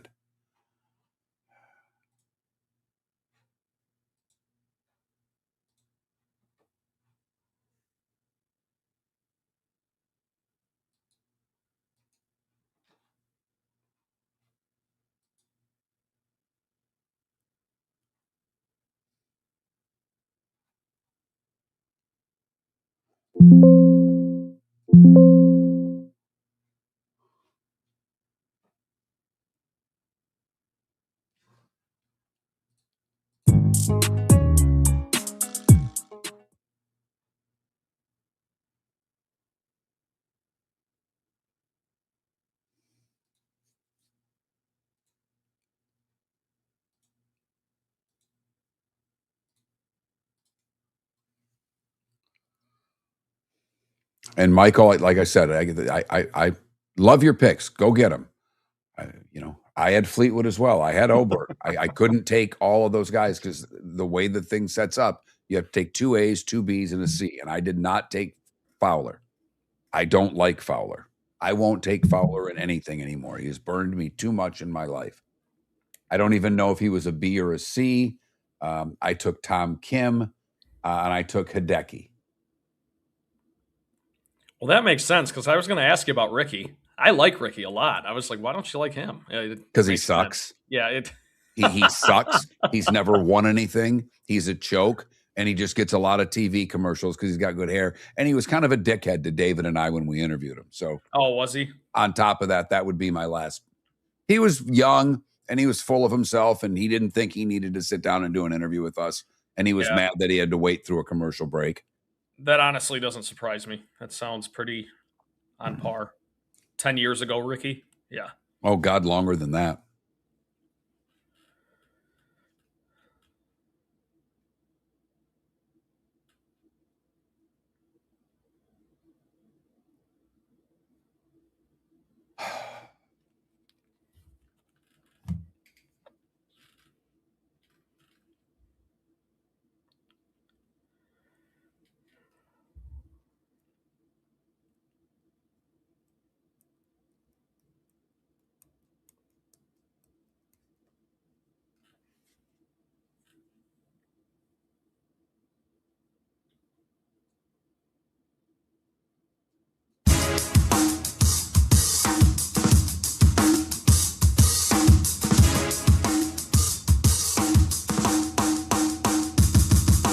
Welcome back to Miller and Moulton. Text the guys what's in your mind at 21,000. That's 21000. Miller and Moulton, millerandmoulton.com. Pelican Roofing of text line, Pelican Roofing of Florida text line, 21,000. A lot of people chiming in, giving me their 26s. No, I did not mention Matt Suhey from the Bears. He wouldn't go on my all-time great list, but this is what's fun about it, and that's where I get, whether it's you at home, and I know Trent goes through like his favorite teams, and yeah, I cheated and I put Joey Koser on there because he's one of my guys. It's my segment. I can do that, but from your standpoint, I know that sometimes numbers hit you as you're listening to guys from your team that aren't greats, but guys that may have been your favorite players, and that's kind of the reason that we bring it up. But I do want to bring up something to you, Trent. All right, every year, at least 5 teams who made the postseason do not make it the following year. And if you look at last year and you look at the teams that made the playoffs, Patriots, Bills, Steelers, Jags, Texans, Broncos, Chargers in the AFC, Eagles, Bears, Packers, Carolina, and then 3 from the West, Seattle, the Rams, and 49ers. At least 5 of those teams, basically every year, and you can go back a long time since we were doing 12 teams and now we're doing 14. Of those teams, there's going to be 5 new playoff teams. Now, I know who one of yours are because you won't do it any other way, but tell me the 4 other new playoff teams in your eyes. Well, the Chiefs are going to make it as long as they're healthy, right? And you could say that about any team, so I should stop using that cliche. But the Chiefs, I guess, were stricken with, their quarterback went down. The best quarterback in the league, in my opinion. I think the Lions are going to be another one of those teams. I think when you think about it, the Patriots could be a team that drops out. I don't know. I don't see that. And I've said that for a while, and I've looked at their schedule, and I don't know if I'm sticking with it. But that's 14-9. I mean, that is a 5-game difference. They had a very easy schedule. By the way, I'm on board with you. Yeah. But I would say that because I think it's a possibility, but the more you look at their schedule, if what I'm hearing about Drake May, AJ Brown there, that is a stretch. I'm not saying you're wrong because I've been saying it for months. But okay, so you've got the Lions and the Chiefs. I still need 3 more. And then I need you to tell me who's not making it. I know you said the Patriots, so I can put that as 1. But, so you've got, right now, you got 1 from each conference. Who are the other new teams, in your opinion, that qualify for the playoffs? Because there will be, mark my words, I think there's been 1 year when it was 4 new teams. Pretty much every year for the last 20, 25 years, it's 5 new teams make the postseason, minimum. Yeah, and I think the Buccaneers are a playoff team, so there's another one. And I think, off the top of my head, I can't think of another one that really jumps at me. Probably the Commanders because Jaden Daniels is back healthy. But yeah, and I think the Washington Commanders, I have them written down as one of the teams that I think has no shot heading into the season. I give the Washington Commanders, I think the Giants and the Arizona Cardinals in the NFC have no shot at the playoffs. And if I were to add another team that starting the season, Washington was the other team that I added. Well, I think that's an acceptable opinion, of course. I'm just saying, you've got Washington, Tampa, Detroit in the NFC. You've got Kansas City in the AFC. Is there another team that didn't make the playoffs last year that you would put in? Not really, because I'm not putting in Tennessee. I'm not putting maybe Indianapolis. How about that? The Colts. Okay, because they were on a tear. They were 8-2 last year before Daniel Jones got hurt, and then all went to hell in a handbasket. But that's a team that I don't think they're going to contend for anything. So then, who's out? So Carolina's out. If you're saying Tampa, and that's an easy one. Yeah. Who else is out? You've got 2 teams in the AFC. So you kind of said the Patriots. Are you sticking with the Pats as one of the ones that's out? I'll stick with it because I think they were the benefactor of, young quarterback, first-year coach, and then... Well, the first-year coach isn't a benefactor. I mean, look at the history of the league. First-year coaches, first-year coaches don't have success. So, I mean, Trent, I'm going to, when you say something that's incorrect, I'm sorry, I'm going to challenge you. Okay, I apologize. Coaches don't have a track record of making the playoffs. They made the playoffs because they had a first-year coach. If that were the case, we'd fire even more coaches every year. I'm just simply listing what I know about the team. That's all, and trying to find reasoning. But who else could be out? I think someone in the NFC West is going to drop out, and I think somebody in the NFC North is going to drop out. So it's hard if you want to put fork to nose. I think this is going to sound crazy. So then you're taking the Bears out because you said. So you're taking the Bears out, and then are you taking the Seahawks, Rams, or 49ers? I'll take the 49ers out, and well, that's 3 on that side. I'll take the Bears out. I will. Because you asked me earlier if 1 or 3 is more likely. I still believe 3 teams from the NFC North in the playoffs is more likely. But if I have to choose 5 teams that are going to drop out, I would pick the Bears because I think the Lions and Packers are both going to win more games. For me, for sure, I'm taking the Steelers to not make the playoffs. I think there's a new division winner in the AFC North. I'll lean Ravens to win that division. I just don't, until I see Cincinnati have a good defense, I don't trust them to have a good defense. Now, Cincinnati's going to score a ton of points. We know that. Joe Burrow 2 years ago, terrific. Last year, injured. That offense, I like every part of their offense. I like their running back. I like their receivers. I like what they're doing on offense. I don't think they've made enough necessary changes on defense for me to take them from a 6-11 team to a team that makes the postseason. I think either the Jags or Pats don't make the playoffs. I really believe that. And the more I hear about the Pats, the more I like them. I've been on that since June. I'm not ready to discount that just yet.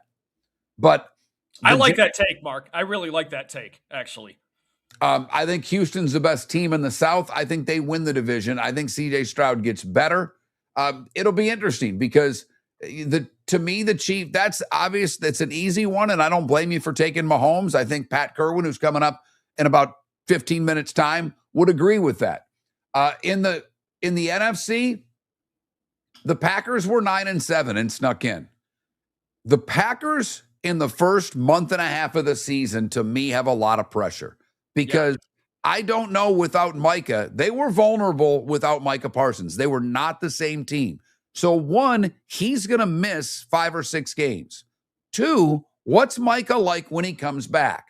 So if I were to pick a team from the North, and I am so torn on this division, because you could argue for damn near every team to make the playoffs, and I think have a reasonable argument. The Niners are a team, they're already banged up. They're old. Yes. I don't like their offensive line. So that was my reasoning there. The Seahawks are the defending champs and the Rams are the Super Bowl favorites. So what are you going to say? I mean, if you're going to pick one of those 3 teams to fall out of the playoff picture, it's got to be the Niners because the Cardinals have no shot. None. And I think the Panthers are out. I think the Niners are out. I think the Packers are out. I think they're replaced. I think the Lions can be a wild card. I'll pick the Bucks to win the division. And I know this is absolutely crazy, but I've got a feeling the Cowboys are the final wild card team this year. In the AFC, I think the Broncos are the best team in the AFC. I think they have the best roster. I think that Bo Nix I don't think Bo Nix is ever going to be elite, but I do think Bo Nix with John Payton is good enough. The fact that they have Waddle there now, I think that makes a difference. This is a really solid roster to me. I think that Baltimore replaces Pittsburgh. I think that the Bills win their division. I'm torn on whether it's the Pats or the Jags that missed the postseason. Do the Chargers, the Chargers had 11 wins last year. You've got to really hand it to Harbaugh. You really do. They lost both starting tackles. I don't think they have a lot. They have Ladd McConkey and what at receiver? Like, I look at this team, they drafted their running back. He got hurt last year. You look at the injuries the Chargers had to win 11 games.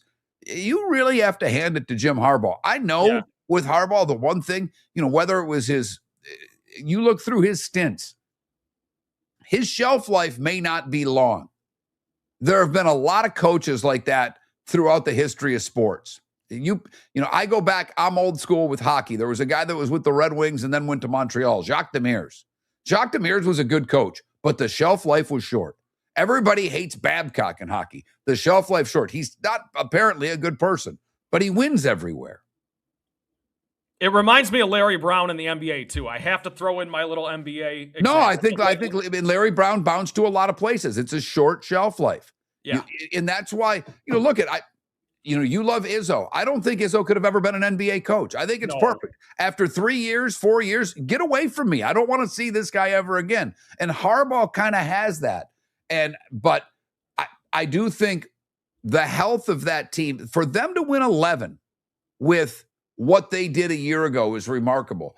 And then when you look at, here's the thing. If you're going to take the Broncos, the Jags, or the Pats out, and let's just say for sake of argument, one of them is going to miss the playoffs. You are talking about going from 14-13 or 14 wins to 9. And that's a huge differential. But I think I don't like the Jags offseason. I love their receivers. Are they going to get the turnovers? Everybody's talking about the one-score games for the Bears and the comeback. And I think that's a very valid point. It's tough to repeat that back-to-back years. Go look at the number of the turnovers the Jags had last year. Are they going to be able to replicate that last year? Their run defense was amazing. They didn't make a lot of changes. So I worry about the Jags. I think the Texans, top to bottom, are a better roster. And the Colts fell apart the second half of the season with losing 7 in a row. Yeah. They're better. So I think that's a division that may be more likely to have one team than 2. So, and I like that. And also, Mark, the one team we didn't talk about in that division yet is the Titans. And for good reason. They're not going to be a playoff team. But in Cam Ward's second year, maybe they could be better. They could win 6 games. They could knock off a couple division opponents, so that's a factor as well to me. And I think you bring up a great point with the Jags. They caught a lot of breaks last year. I still think the Jags are playoff worthy. I still think they will make it this year. but I think the Texans win that division for sure. I mean, you had the division winner in the South that was under 500. You had the Steelers with 10. Every other playoff team had 11 or more wins. Last year was a very different year. In a league where they want parity, the league was full of really good teams or really good records. I don't know how many really good teams we had last year. We had really good records. And the Patriots did it against a bad schedule. They beat everybody they were supposed to beat, and they got the Bills once. So, and that's another reason why our poll question today, who will win the NFC North, I think it's a great question because those are 4 teams last season that had winning records. 4. And then, Mark, I'll stick my hand up right now and tell you the AFC North has been a little bit of a blind spot for me because you ask about these teams that didn't make the playoffs that could jump in. How about the Ravens? How about the Bengals? They have as good a chance as any that we've talked about yet. And in that AFC, it's feast or famine, it seems like. Yeah, I think the Steelers are old. I thought it was going to bite them last year. It didn't. Does Mike McCarthy inject new life into Aaron Rodgers? He doesn't like to hold on to the football. We talked about Metcalf being a deep threat. How many times is he going to throw the deep ball? I do look at Pittsburgh and I see them taking a step back, and I don't think 9's enough. And even if they drop by 1 game, I don't think 9 is enough. So Miller and Moulton, just a little look at when you look at the season. And the other thing we'll get to as we come closer to the start, the other wild stat, and I'll do the work this weekend.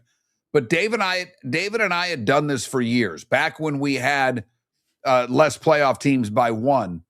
Half of the teams who win week 1 were making the playoffs. 25% of the teams that lose week 1 were making the playoffs. And many of the time, the 4 losses were against playoff teams that they lost in week 1. And there's always a fluke. There's always that week 1 loss that you can't explain. And at the end of the year, you're like, how did they lose to the Raiders and make the playoffs? Miller and Moulton, millerandmoulton.com. Pelican Roofing of Florida text line is open. 21,000 is the number. Pelican Roofing of Florida, 1-866-9-PELICAN, 1-866-9-PELICAN. Might want to get the roof checked out. I was actually with one of the local weather guys. He joined our golf course for the summer, and I don't want to expose him and get him in trouble. But he was, I laughed because I said, oh, you got 3 storms out there. You're going to go scare people? He said, nothing's going to happen. Because these are nothing. I'm like, what do you mean? You got to put some red at the bottom of the screen. We got to sell some wood at Home Depot. We got to get some water taken out of these grocery stores. Let's get to work. But it's the local economy. Come on. Let's get it going. I will say, Pelican Roofing of Florida, never a bad time to have your roof checked out as we enter hurricane season. We are entering football season. We are 26 days away from the start of the National Football League season. We are 15 days away from the start of the college football season. The Great 8 is next. Couple of segments with Pat Kirwan to talk where he's been in training camp, and then we'll finish out the North with Derek Hanson talking Vikings. Buying or selling a home? Put a local expert to work for you. I'm Mark Miller with McWilliams Buckley, and I believe real estate is about more than transactions. It's about helping people make the right move, from pricing your home to negotiating the best deal. I'll be with you every step of the way. Call or text me today, 239-425-5582. That's 239-425-5582. Experience, local knowledge, and a personal difference. That's what I'll bring to the table. Your roof is your home's first line of defense. At Pelican Roofing of Florida, Ronnie, John, and their team bring years of experience to protect what matters most, your family and your business. From residential repairs to large-scale commercial roofing, we deliver honest work, fair pricing, and quality you can trust. An upgrade on your roof can lower your insurance costs. Don't wait for a leak to turn into a disaster. Call the experts at Pelican Roofing today. 1-866-9-PELICAN. That's 1-866-9-PELICAN. Online at PelicanRoofingCompany.com. CCC 1332512. Cape Coral Police Department is growing, and they want you to be a part of it. They're hiring new officers. Starting pay is between $74,000 and $90,000, depending on your experience. And with a $10,000 hiring bonus, you could be making $100,000. Enjoy paid holidays, off-duty details, plenty of OT opportunities. They're also hiring dispatchers and professional staff. So go to CapeCops.com. CapeCops.com. Be brave, be best, be Cape. Mark Miller for Sleep Treatment Direct. They are helping me with sleep apnea. And by helping me, I mean curing me. No more CPAP machine, no more snoring, no more tossing, no more waking up exhausted. Their expert team got me the right treatment, fast and hassle-free. If you want to feel energized and get rid of your snoring, call Sleep Treatment Direct today. 444-1741. That's 239-444-1741. Sleep Treatment Direct. Sleep safe and sound. Floor Meisters just doesn't sell Cortec and carpet. They also sell a lot of wood. And what better time than now to stop in and see the nice folks at Floor Meisters for some new hardwood for your home. With white oak wood starting at $4.99 a square foot, that makes it affordable for everyone. With 10 colors to choose from, they have a color for everyone. So stop in, 6281 Naples Boulevard, right next to Costco, or go to the web. It's floormeisters.com. Floormeisters.com. Floor Meisters, just keeping it real. If you're a business who targets men, please know there is no better and more economical way to reach your target audience than us at Miller & Moulton. So let us help you make money. You can reach out to Mark at that Mark Miller or me at the David Moulton on X, or text us at 21,000. We have a proven product, a good reputation, and lots of quality segments that we can attach your company's name to. Miller & Moulton, we're like that old pizza box. You've had the rest. Now try the best. Miller and Moulton, millerandmoulton.com. This is Miller and Moulton. Morning, Pat.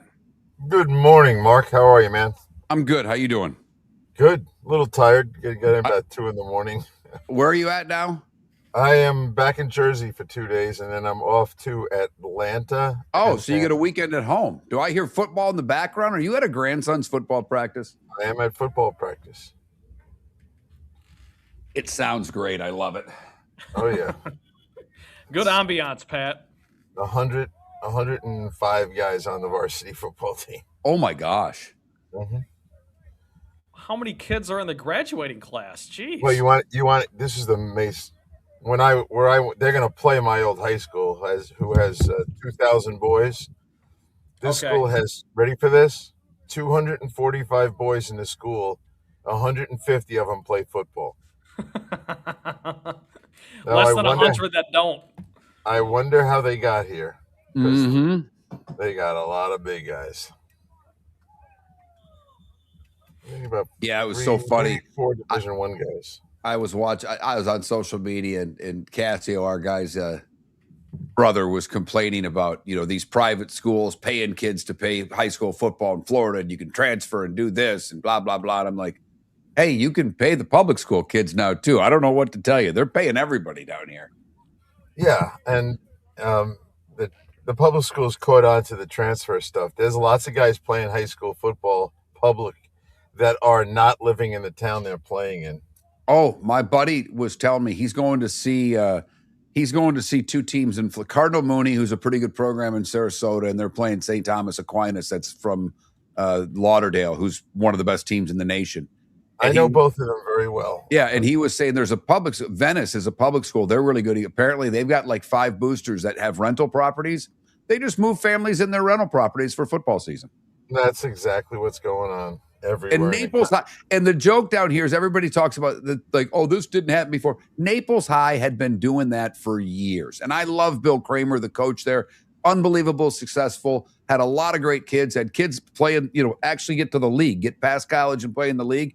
But don't kid yourself. They had a handful of addresses that they could say mom lived at in an apartment so that their kid could be able to go to Naples High. The running back who went to Ohio State from Naples High and then went on to the pro. He got hurt in pro football, but he was a good running back. He had to leave Ohio for some civil reasons. But he found his way to Naples. Amazing. He couldn't even spell Naples, but he was here.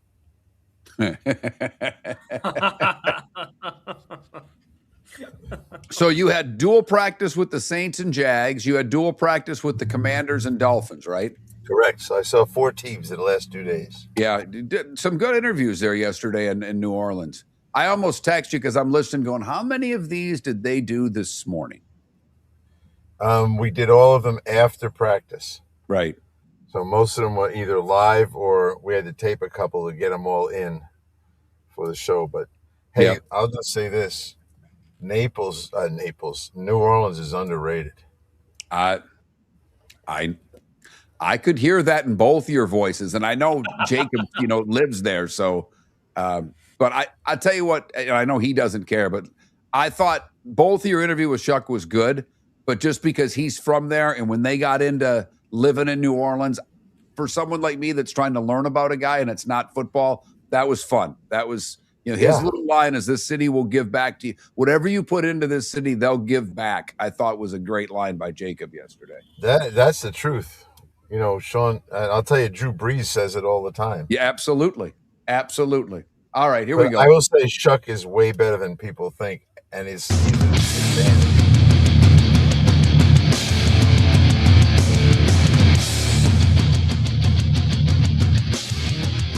You're listening to Miller and Moulton, coming at you from the Floor Meister Studios. Floor Meisters, keeping it real. And now, here's Mark Miller. Miller and Moulton, millerandmoulton.com. It is that time, and it is that time of year when Pat Kirwan joins us twice a week on Miller and Moulton, and he does so right now courtesy of Pinchers with locations from Tampa to Key West. Pinchers, where you cannot fake fresh. And I've been doing the countdown to the NFL season, which is 26 days. I could add another countdown for one Pat Kirwan. Pat, we are 2 months and 1 day away from stone crab season. Oh, well, that might be more important than football season. Well, that's about the same time that you make your trek south and start spending a little more time in the 239. Good morning, Pat Kirwan, NFL Radio, Moving the Chain, CBS Sports, the NFL Today Show. Pat, been listening to your show, really enjoying it. I know the good news is you're on so much. When I turn my radio on, it's either live or the replay of the show. But you've been in Washington for a dual practice with Washington and Miami. You were in New Orleans, a dual practice with the Saints and the Jags. I want to start there because I was listening to you and your co-host, Jacob Hester, and you guys were talking. You had Olave on. You had ATN, the running back. You had Chuck, the quarterback, on.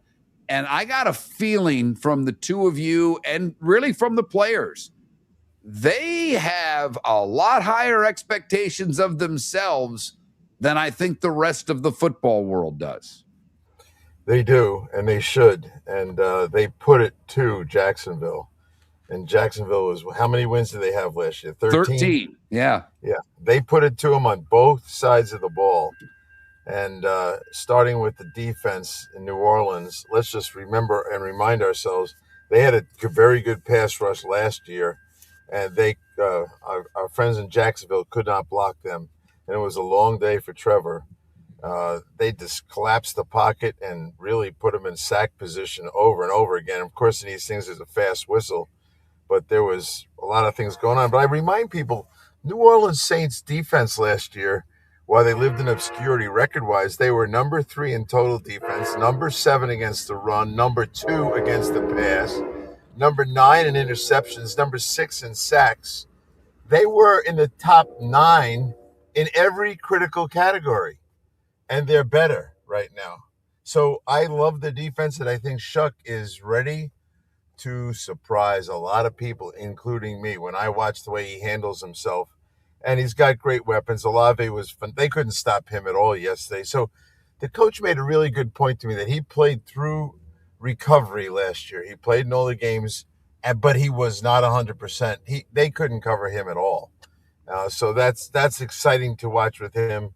They're going a little slow with their rookie draft pick, but he was on the field enough for me to see that he's ready to get going. So I think the football team there is very underrated. And in a division, I don't know, you guys tell me, does 10 wins win the division? Because if that's 10, they're going to do it. Yeah, it probably will. You're exactly right about that. And Pat, the depth chart has come out, and you mentioned ETN. He's the starting running back. You interviewed him. But they still got this guy named Alvin Kamara. And I'm just curious. I know Kamara at this point in his career probably isn't on ETN's level, so I get why they're going that direction. But is there a better 1-2 punch in the league at running back? Well, they're maybe the best diversified 1-2 punch because Alvin can play wide receiver. And I'll say this. Last year, they started to reduce Cam Jordan's reps. And we've talked about this. Mark and I have talked about it a bunch.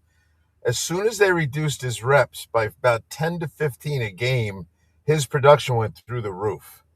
And I was talking to Chris Jones about that, and I was saying it right to him. I said, you call up Cam. Find out what happened when they took 10 to 15 reps off the plate every week. His sacks, his pressures, everything went up. And I think with Alvin, the same thing is going to happen. Like yesterday, he made a couple of linebackers just try to tackle a shadow as he was long gone. So his legs are good enough that he can still be Alvin Kamara. He just can't do it for, in my mind, 40 snaps a game and getting the ball 20 times, whether it's receiving or running. So I think if they go down that road like they did with their big defensive linemen, they're going to reap a lot of dividends from the two-man running back room. You know, in the line for the New Orleans Saints, and I heard this yesterday in Pat's show, and I had to look it up. They've invested a lot of first and second round picks in their line. And these guys are now all kind of, for the most part, a lot of them are like late 20s. They've been doing this a while. They've figured the league out. So, Pat, I will take that information and go here, because you talked about Olave, that he was great and that no one could cover him, but they've got Tyson, the rookie. Like when I look at their receivers, they've got two rookies as backups. Is the receiver room good enough? And you mentioned Kamara maybe going out, you know, starting with two backs and then splitting Kamara out. Are they going to have to use him in a passing role? If there's a weak spot to me when I look at the roster, Pat, it's the wide receiver room. But if Tyson comes on, that can change in a hurry. It can, and he will come on as long as he can stay healthy. But the guy that was like the dark horse that's never talked about, that at the end of the practice, I walked off with the head coach talking about number 14, Vele. That kid, first off, he is gigantic. He's at least 6'5". They could not handle him. In a red zone, he was a very favorite target, and they are excited about him. They feel like he has a dimension. You know, when you get inside the 20, the vertical speed stuff is not a factor anymore. And so the guy's become 5'11", but not Vele. That guy is a very interesting target. When I first saw him, I thought he was a tight end. And I said, what guy is wearing 14 at tight end? He was as big or bigger than the tight end. So they feel great about him as that tall, big guy that they didn't have before, and they're excited about him. They're trying to groom two rookies. But I'll remind everybody about their general manager. Mickey Loomis never fools around when it comes to, if he decides that there's a deficiency anywhere, he will go right to free agency or trade and get a guy. He does not care about spending money. He does not really regulate his cap for the future. It's always about the present. And I think he feels, and I got a chance to be with Mick for a while, I think he thinks this team is good enough to win the division. And whenever he gets in that mode, he starts, doing what he has to do to fulfill the roster. So don't be surprised if you see them sign a couple of guys. And we did talk about 13 personnel, which I've done with every general manager. And he recognizes everybody is starting to do more with the tight ends. They can get into a power set now with A-Chan, as he wants to be called. I told him, take the nameplate off your jersey and put A-Chain. A-Chan. Make all of us say it with a phonetic spelling on the back of your shirt. He looked at me like I was from Mars.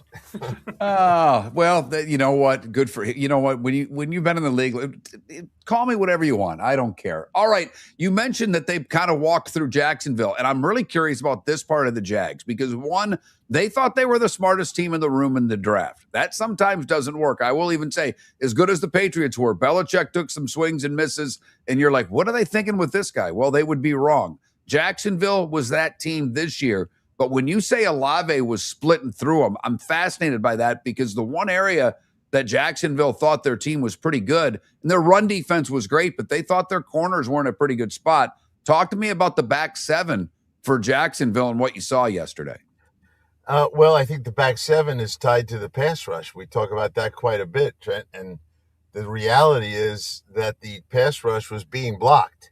So now those guys had to hold up a lot longer, and they were unable to do it. Now, let me just go back and say, if I'm Liam Cohen, I'm as happy as could be that what happened yesterday happened.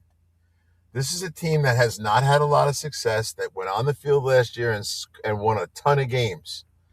Those are the hardest teams to erase last year and build this year. Belichick was great at it. He would yell and scream at him the whole month after a Super Bowl because he knew he had to get him out of that mindset, and he was good at it. To me, Jacksonville was kind of still living in the glory of what they achieved, and they got a rude awakening yesterday. And if I'm Liam Cohen, I'm pounding them last night, this morning, and making them think they better get going because they're a little sleepy in my mind. Well, Pat, how many wins is it going to take to win that division? Because we just talked about this last segment, Mark and I. That AFC South is really interesting because some people are picking the Texans to go to the Super Bowl. The Jags obviously did win 13 games, as you just mentioned. And I think even the Titans, a team that, isn't going to be very good, could give people a little bit more trouble with Cam Ward. How many wins the Jags have to get? And obviously we know about the Colts too, but how many wins do the Jags have to get? I think in that division, I would not say that's like the NFC West or even the AFC West, but I do think you're not going to get out of that in first place with less than 12 wins. That's how I see it. No, I was in Houston as well. So Houston was okay. The quarterback was having his own troubles, and they could not. Well, this is obvious to you guys. They could not block their own defense at practice when they went live. Of course they can't. It's Anderson and all those guys, and they are terrific rushing the passer. They're still living on their defense. The offensive line, they put a bunch of veterans in there to plug some leaks in the line, if you will. But I don't think they were able to handle their own defense, which will be great practice for them. Stroud was one of the, I wouldn't call him grumpy. That's not fair, but he wasn't happy after practice. And then he had to sit down with me, which I'm sure he didn't want to do. But I would think that Jacksonville has a chance with them because I don't think the offense there is where it should be to be a Super Bowl team. All right. You also ended up in Washington and saw the Commanders in Miami. I think you had Jaden Daniels on before he decided to send LSU a cease and desist that they can't use his name, image, and likeness. Pat, look, I know this is off the field stuff and you don't like this, but I don't want my star quarterback looking petty. And that's how this looks. I know it probably doesn't affect a damn thing with Washington, but this isn't how a grown-up acts to me. Well, a couple things. Number one, it happened after we talked to him. Otherwise, my partner, Jacob Hester, who was a big star at LSU and wore that special jersey, he would have had something to say to Jaden about it. Nonetheless, Jaden looked terrific at practice. And part of that's because I think Miami's got a long way to go. And they had their way with Miami pretty much the whole day. Unlike Jacksonville, who can wake the troops up and be the team they're supposed to be, Miami, there's no reason to yell at them. You're just going to have to bear with experience building, which is what they have to do. So I think Jaden Daniels and company will be fine. I'm not so well. White went down there from Tampa as the backup running back. He didn't look bad. They're not an elite pair of backs with crossing to merit, but they're good enough. I will say putting Diggs on this team with Terry McLaurin was a terrific move by them. Burks was good enough to play and be put on the field when they want to go to three wides. Right. Williams, the young kid, the rookie, he didn't do a bad job. So there's 4 receivers, plus McCaffrey's 5, and they like Lane. So they know there's 6 wideouts. The quarterback is talented enough to get the ball to all 6 of them. He's Pat Kirwan. More with Pat coming up on the other side. Your roof is your home's first line of defense. At Pelican Roofing of Florida, Ronnie John and their team bring years of experience to protect what matters most, your family and your business. From residential repairs to large-scale commercial roofing, we deliver honest work, fair pricing, and quality you can trust. An upgrade on your roof can lower your insurance costs. Don't wait for a leak to turn into a disaster. Call the experts at Pelican Roofing today. 1-866-9-PELICAN. That's 1-866-9 499 Pelican. Online at PelicanRoofingCompany.com. CCC 1332512. Floormeisters just doesn't sell Cortec and carpet. They also sell a lot of wood. And what better time than now to stop in and see the nice folks at Floormeisters for some new hardwood for your home. With white oak wood starting at $4.99 a square foot, that makes it affordable for everyone. With 10 colors to choose from, they have a color for everyone. So stop in, 6281 Naples Boulevard, right next to Costco, or go to the web. It's floormeisters.com. Floormeisters.com. Floormeisters, just keeping it real. Mark Miller for Sleep Treatment Direct. They are helping me with sleep apnea. And by helping me, I mean curing me. No more CPAP machine. No more snoring. No more tossing. No more waking up exhausted. Their expert team got me the right treatment, fast and hassle-free. If you want to feel energized and get rid of your snoring, call Sleep Treatment Direct today. 444-1741. That's 239-444-1741. Sleep Treatment Direct. Sleep safe and sound. This is Miller and Moulton.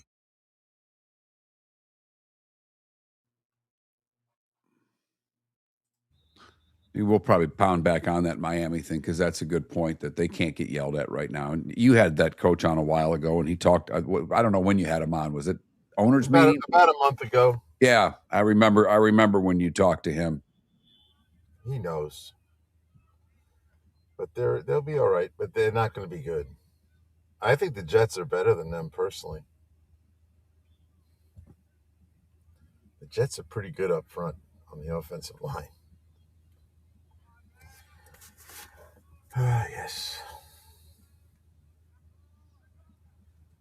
You know, the big thing in Washington is Tunsil. Right. That might take a while. And honestly, you know, they like talking about Brandon Coleman and he's got enough starts and he had a winning record and all that stuff. It's not the same. And they're going to have to, and the Tunsil bicep, they were having a surgery the morning I was there, so I didn't get a result of that. But it'll take time for him.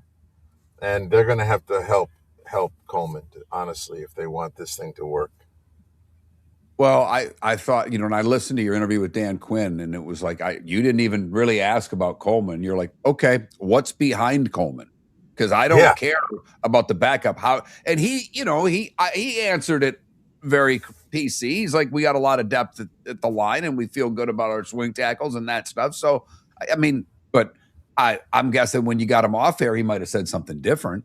Well, he said it's kind of devastating to us, but we can't say that to his team or anybody else. But they don't really have a good answer. They have guys like Andrew Wiley, and if you think of Wiley and even Allegretti, those two guys were in Kansas City, and when they were in that Super Bowl, when their tackles couldn't play, those were the two guys that had to sub in, and of course, then Kansas City lost. So when you start getting into real games, they're going to have a problem, I think.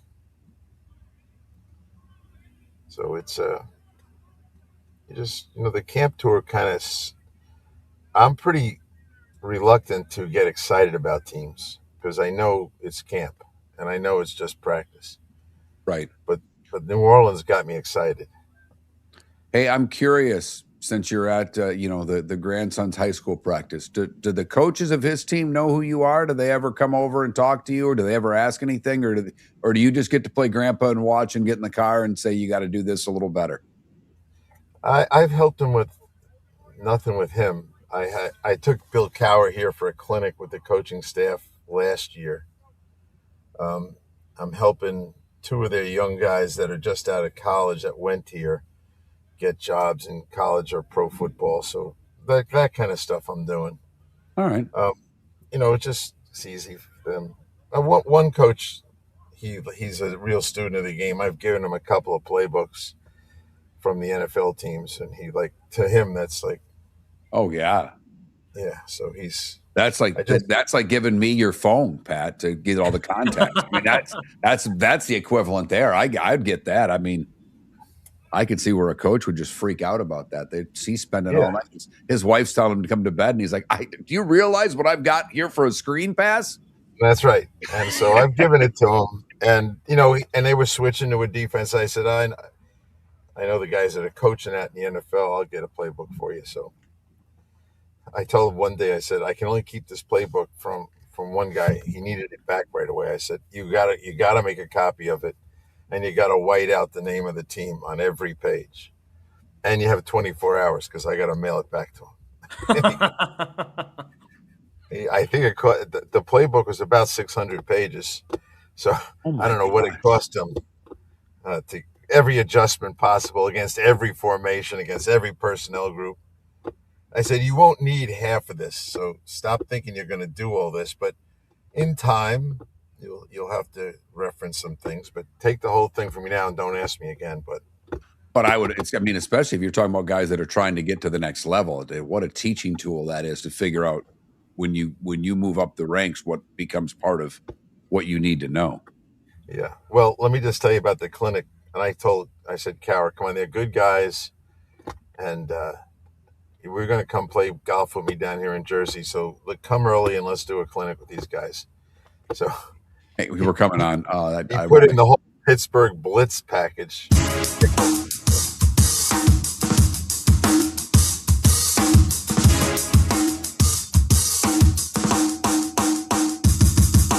Welcome back to Miller and Moulton.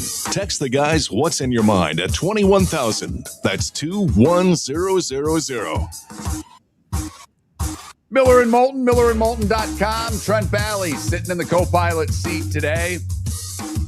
Another segment here with Pat Kirwan. You know Pat, NFL Radio's Moving the Chain, CBS Sports, the NFL Today Show. And Pat joins us courtesy of Pinchers. Derek Hanson to talk Vikings next up on the show. All right, Pat, I want to get back to Washington because Trent and I were in a little bit of a disagreement earlier. Trent thinks that they can be a playoff team. I don't see it. They're literally one of the 3 NFC teams that before the season starts, that I don't think are playoff teams. I think the Giants are one. I think the Cardinals are the other. And the Laramie Tunsil situation hurts. But defensively, Washington wasn't good last year. And they made a ton of changes. I mean, if I've got this right, Pat, I'm seeing 5 free agent starters. They drafted Sonny Styles, so that's 6 new starters, 5 new backups between rookies and free agents. Dan Quinn obviously putting his footprint, handprint, thumbprint all over this team and this defense. When you see them defensively, because we all know what Jaden Daniels can do, but they've got to be able to stop the other team. How much different is this defense than it was a year ago? Well, it's loaded with new guys. And you pointed it out, I think you might even missed one. So there might be 7. When I was there and talking to Dan about it, he was thinking 7 new starters on defense. One of them is Sonny, who's wearing the green dot. He'll be capable of managing the defense. So that's always a rookie with the green dot, and then all these veterans melding in from other places. And then they also had Trey Amos, their starting corner, who's out with an ankle right now. So it didn't look complete. It didn't look like they had the weapons. They like Oweh's a great story. The guy's in Baltimore. He's doing nothing. They're very happy to trade him to the Chargers, to John's brother, Jim. He goes out and hits a home run. He comes back and makes a big payday out of it. And they got Caleb Chason, who had a good year for New England. And they're waiting for Dorrance Armstrong to come back. They're okay at pass rush. They're not bad, but they're not great. And I say that because the rule of thumb on great in pass rush is you slide your protection to the big guy all the time. And if you have one of those, then you got a great situation because you know where to blitz. But when you don't have that, they can pick and choose who they want to slide to. And depending on what they're trying to do, you have a hard time in offense figuring out what to do because they're a little bit on the mediocre side. But I don't see them as a playoff team. And I would love for Dan to be in that thing. The quarterback could drag them along into December before it comes apart. But that's how I see those guys, just being short of the whole thing. And all right.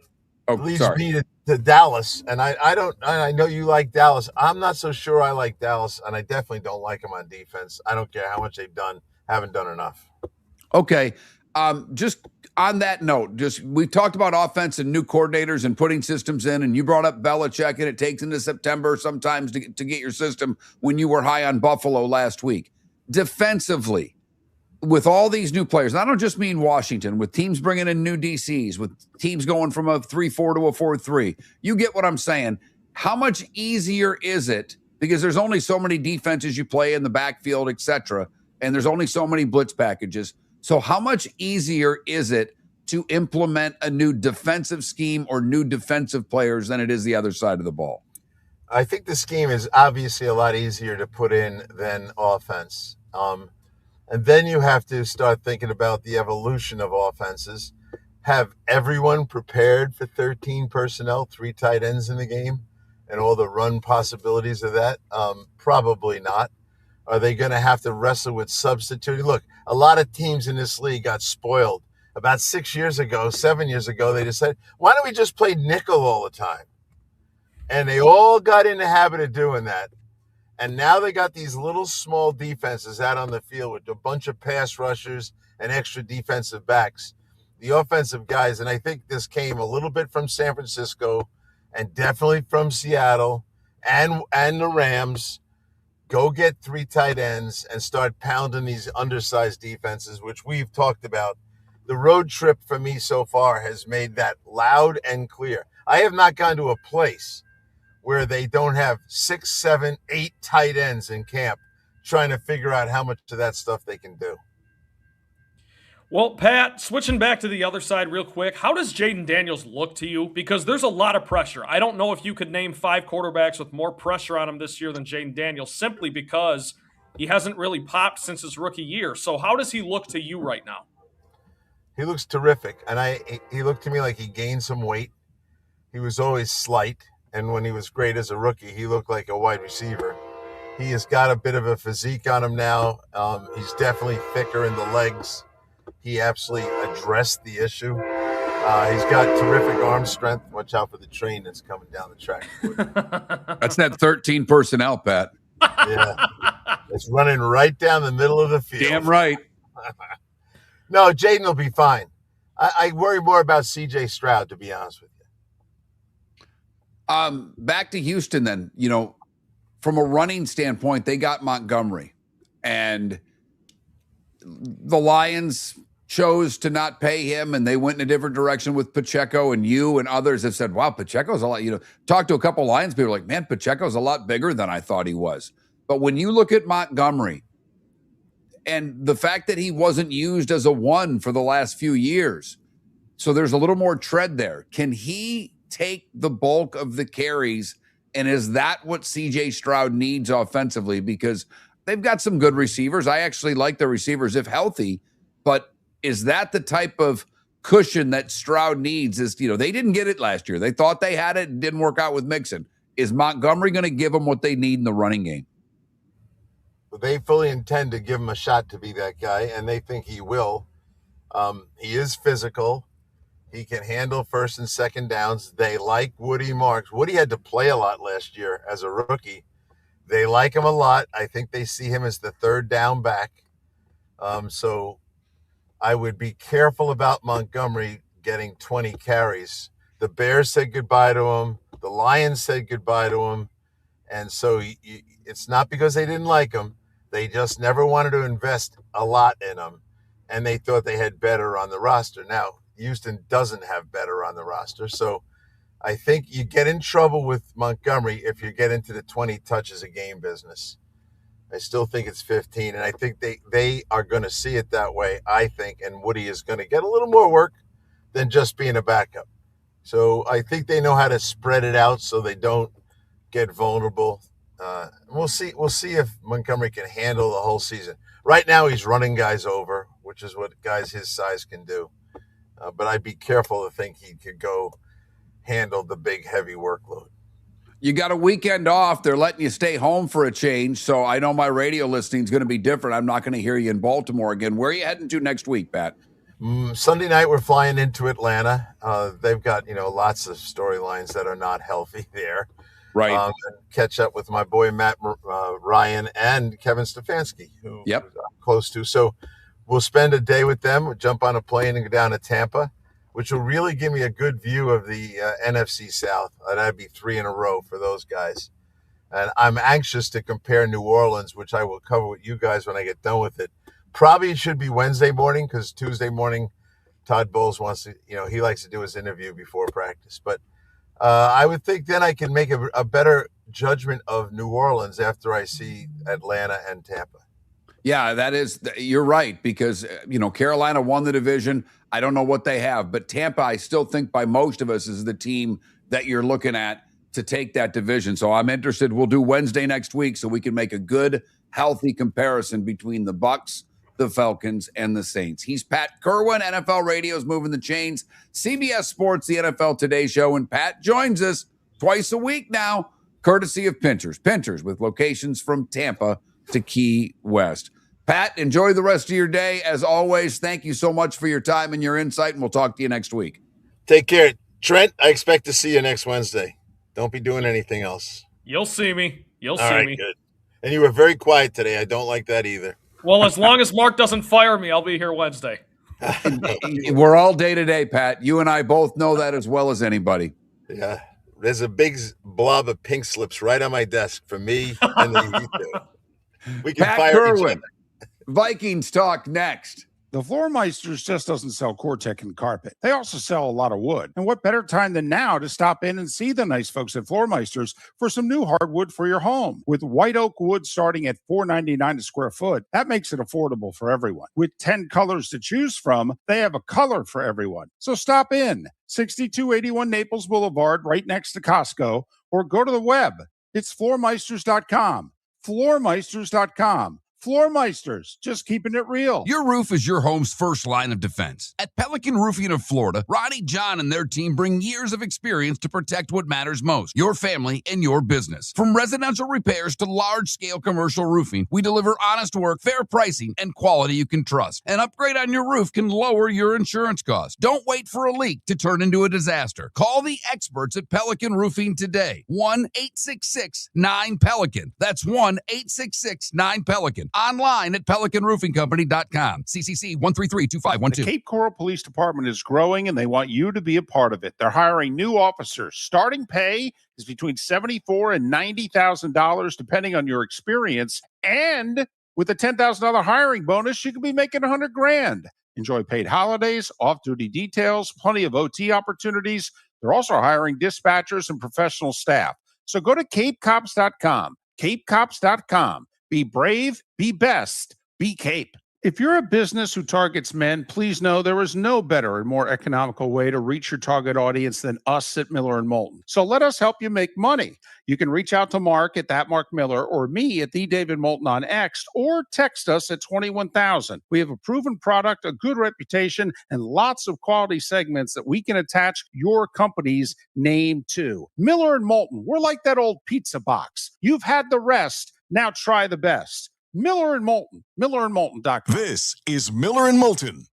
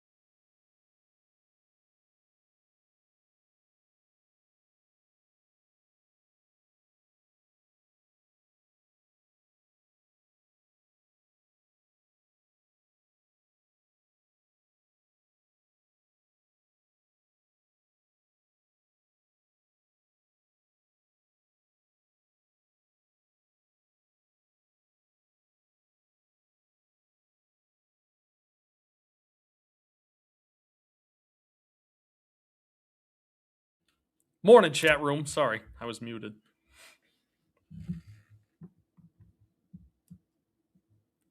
How's everybody doing? What's good? Tell me something good. Come on.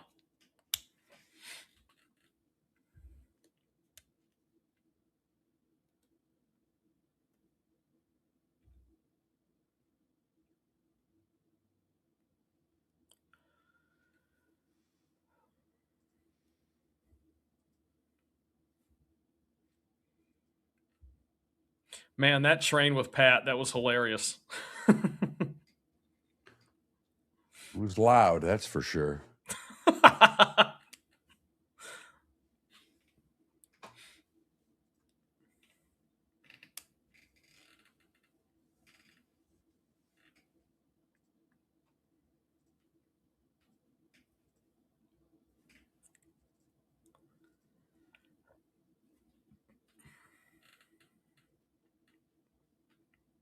You ready for the weekend, Mark?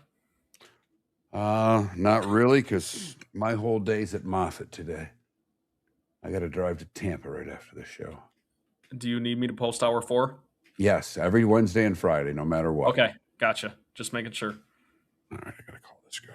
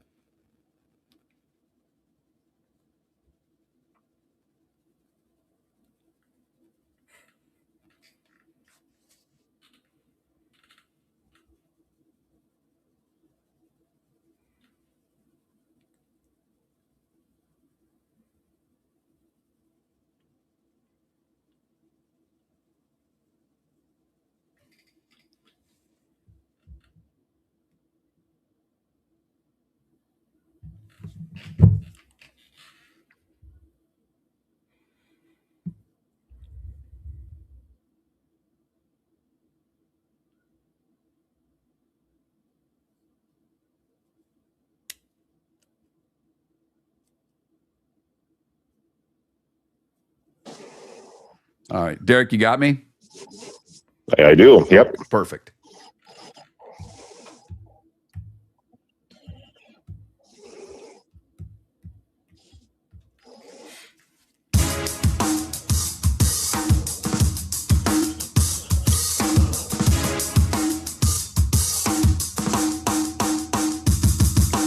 Welcome back to Miller and Moulton. Text the guys what's in your mind at 21,000. That's 21000. Miller and Moulton, millerandmoulton.com. Trent Valley sitting in the co-pilot seat today. Thanks so much for joining us. We just went through a bunch of training camps with Pat Kirwan, and now we'll finish up our talk on the NFC North. Derek Hanson, KFGO, covers the Vikings and joins us now on Miller and Moulton. Derek, good morning. Mark and Trent, how are you? Good morning. I'm doing well. It's a beautiful day here in Minnesota. We could use some rain, but it does not snow here all the time. So people are kind of surprised. It's been a hot summer, and certainly a hot topics going on down in Egan for sure. Well, obviously the start there is the quarterback position. I don't think anybody was surprised. In fact, if they were surprised that Kyler Murray didn't get the job, then I don't think they were paying attention. So I'm not really, that's not the main thing to me. To me is how is he looking? Because I think there's, you know, if Kevin O'Connell's this quarterback whisperer, and I've been saying it for a while, he doesn't have to be a top 10 guy. If he's the 16th best quarterback in the league, then I think this team has potential. Does he have the ability to be, you know, middle of the pack in the NFL this year? I think so. And it's interesting you said, how is he looking? Well, you know, it's been kind of up and down, to be honest with you. I think that's the big thing that came out of camp. They had a big, like, Sunday night, you know, the local Fox affiliate was televising the big practice that was going on. And, you know, Kyler threw a couple of interceptions. People were like, oh, what's going on here? Is J.J. McCarthy maybe catching him? So then the morning talk shows on TV are talking about, oh, is this a closer race than what we thought going in? Because I think everyone, to your point, felt like this was a rigged deal, right? I mean, this isn't a true competition. They're going to give it to Kyler Murray for sure, but he's looked shaky at times. And kind of the explanation that Kevin O'Connell said is when they go and do their team scheme or whatever and implement things, maybe that first day he looks a bit more shaky because it's all new to him. So that's part of it. But I do think that Kevin O'Connell, before the first preseason game, decided, you know what, we better put this to bed. I'm going to announce Kyler Murray as a starter. So all the chatter from all the local media, all the national media will settle down a little bit. So to your point, I mean, it's a little shaky, but there's so much talent here with Jordan Mason and, of course, Justin Jefferson and Jordan Addison. And then you have Juwan Jennings coming in. Aaron Jones is a talented running back if he can stay healthy. They have a lot of talent. It's just putting it all together and being consistent. And I think more than anything, being balanced on offense.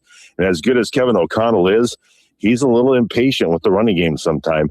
And that is what they're looking at when they brought Frank White in to maybe change the run scheme. Well, you talk about that running game, Derek, and thanks for joining us this morning on Miller and Moulton. They put out their first depth chart, and Aaron Jones or Jordan Mason is what it says at starting running back.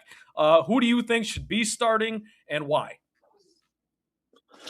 Well, it's going to be Aaron Jones. I don't think there's any doubt about that. He's going to be the starter. Mason's kind of he's kind of your change of pace guy, short yardage guy, which I don't think they used very well last year and actually cost them games, in my opinion.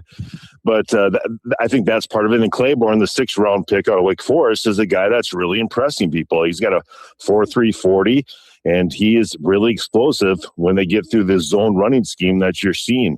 That's the one big change that you're seeing right now when they're running practice and kind of that, Denver Broncos, Terrell Davis type of situation that they want to create now in Minnesota. So that's going to be something to watch. And to your point, Jordan Mason is really good in that type of thing. So if he's standing out, maybe he will, be the starter when it all comes down to it. But I think they're going to give the veteran the advantage week 1 against the Packers for sure. All right. I think, and tell me if I'm wrong, you're seeing it.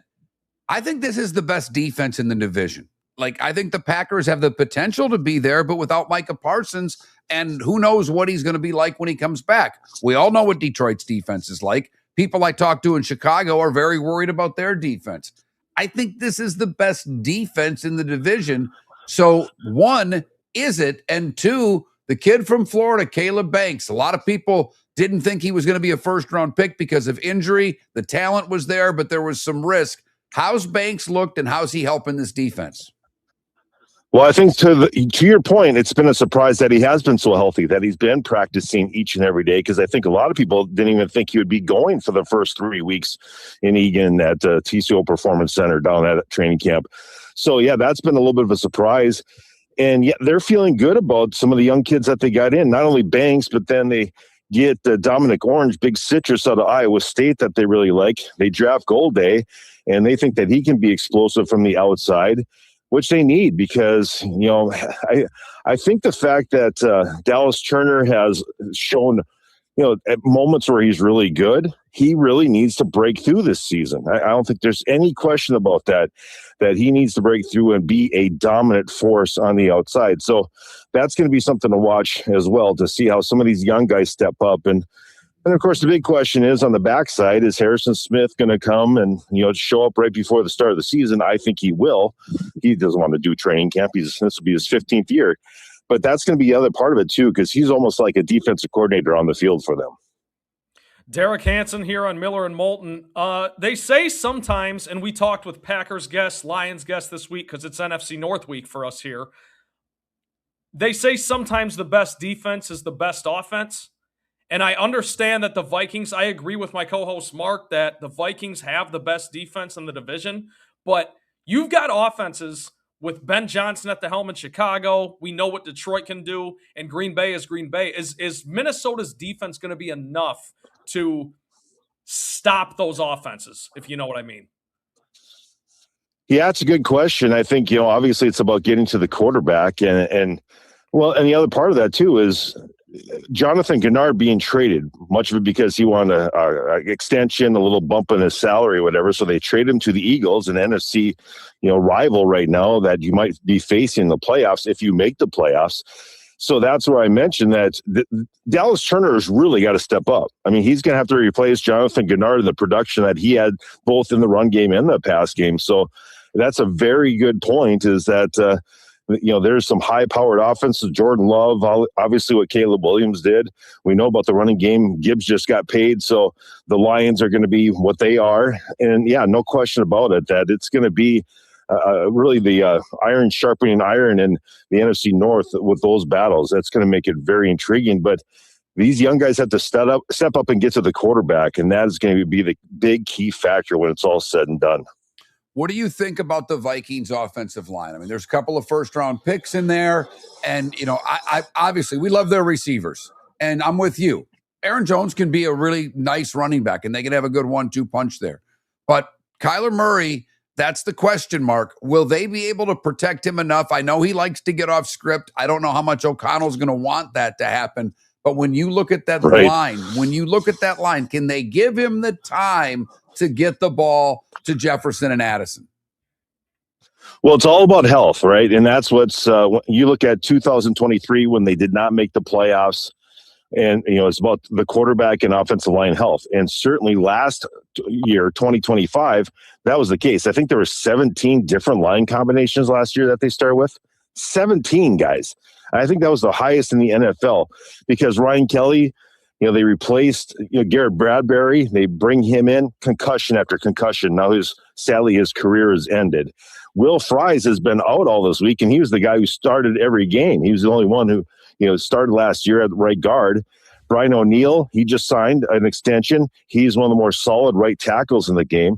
And it all comes down because Donovan Jackson was a good rookie last year at left guard. To me, it all comes down to two guys, Blake Brandel, who now is the center, never played the position before, forced into duty, did a pretty good job. Can he do that 17 games? And can Christian Darrisaw play 17 games at left tackle? We all know how important left tackle is. And ever since his ACL injury a couple of years ago, he was on a pitch count last year, and that hurt this team. There's just no doubt about it. The fact he couldn't go every game, every snap, hurt this team. So Christian Darrisaw is going to be the one to watch to protect Kyler Murray's backside for sure. Sticking with offensive line and really offense, I guess, as a whole, I want to talk about TJ Hawkinson for a second because I still believe he's one of the best tight ends in the league. I think he's underrated, and I think he's underutilized. But you've got Kevin O'Connell, who's an offensive mind, and you've got those wide receivers and those weapons on offense. How is TJ Hawkinson going to do this season? That's a very good question, and he's in his walk year too. So a contract year, he's going to want to perform. He's going to want to put up some numbers, and I don't think there's any doubt. Do you look at the success of NFL teams, the past 20 years? You think about the success with the Patriots and whatever, with Gronk and, well, do we want to mention Hernandez? But obviously when he was on the field, productive for the Patriots and Travis Kelce. Now, is he in those type of names? Is he going to bring up those type of numbers? No, but both in the running game, blocking, and having production offensively, this is a big year for TJ Hawkinson. He really needs to step up and be that outlet guy, be that safety net for a quarterback like Kyler Murray, or if J.J. McCarthy happens to get in the game. That's a key factor. Otherwise, that trade a few years ago with the Lions and within the division, that could look like a disaster because it just hasn't been there. You're 100% right. He has not been utilized the way you expect from a tight end one. What are you seeing out of KOC? We've been talking to Pat Kirwan, who's been at a bunch of training camps, and he's saying everybody's running a lot of 13 personnel. Well, you mentioned Jefferson, Addison, Jennings. This is a pretty good group of receivers, but are you seeing packages where we're seeing multiple tight ends on the field, and are the Vikings starting to use some of what other teams are using? I would be surprised if they don't go with three wides more.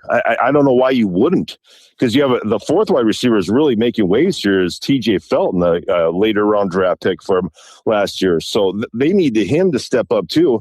And I would do it. And I think it does spread out the offense a little bit, taking, because now you're going to force the defense to go into nickel and dime situations, right? So and that's what you want to do. And then have them focus on Justin Jefferson, Jordan Addison. It should open up lanes for Jordan Mason and Aaron Jones and maybe Claiborne. And I think that's the right route to go.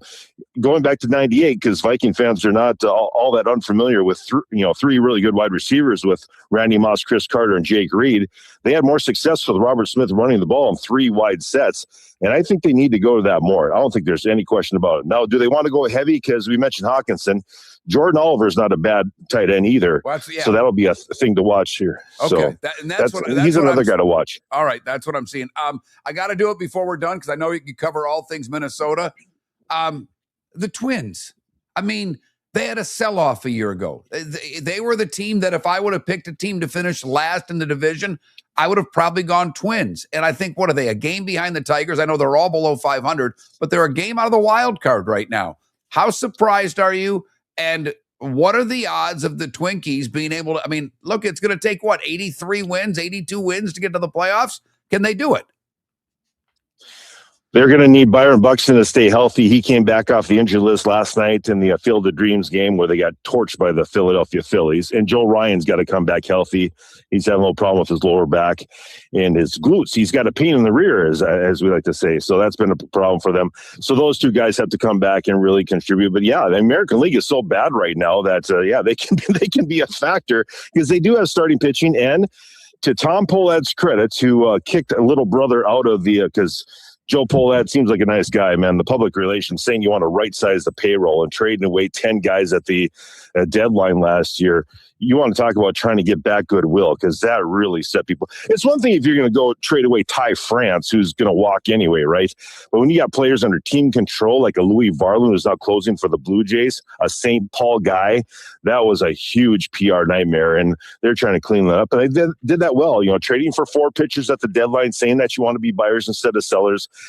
I think it's kind of coming back, and no doubt, the Upper Midwest, very shocked that this team is relevant going into mid-August, for sure. He's Derek Hanson. You can follow him on X, Derek Hanson, KFGO. Derek Hanson, KFGO, talking all things Minnesota sports in Fargo. Derek, thanks so much for doing this. We really appreciate your time and your insight. Enjoy the rest of training camp as we're closing in 26 days away from the start of the NFL season. It's amazing. It's just shocking. The first preseason game for the Vikings is Saturday. Where did summer go? Wow, crazy. Thanks, guys. Anytime. Give me a shout.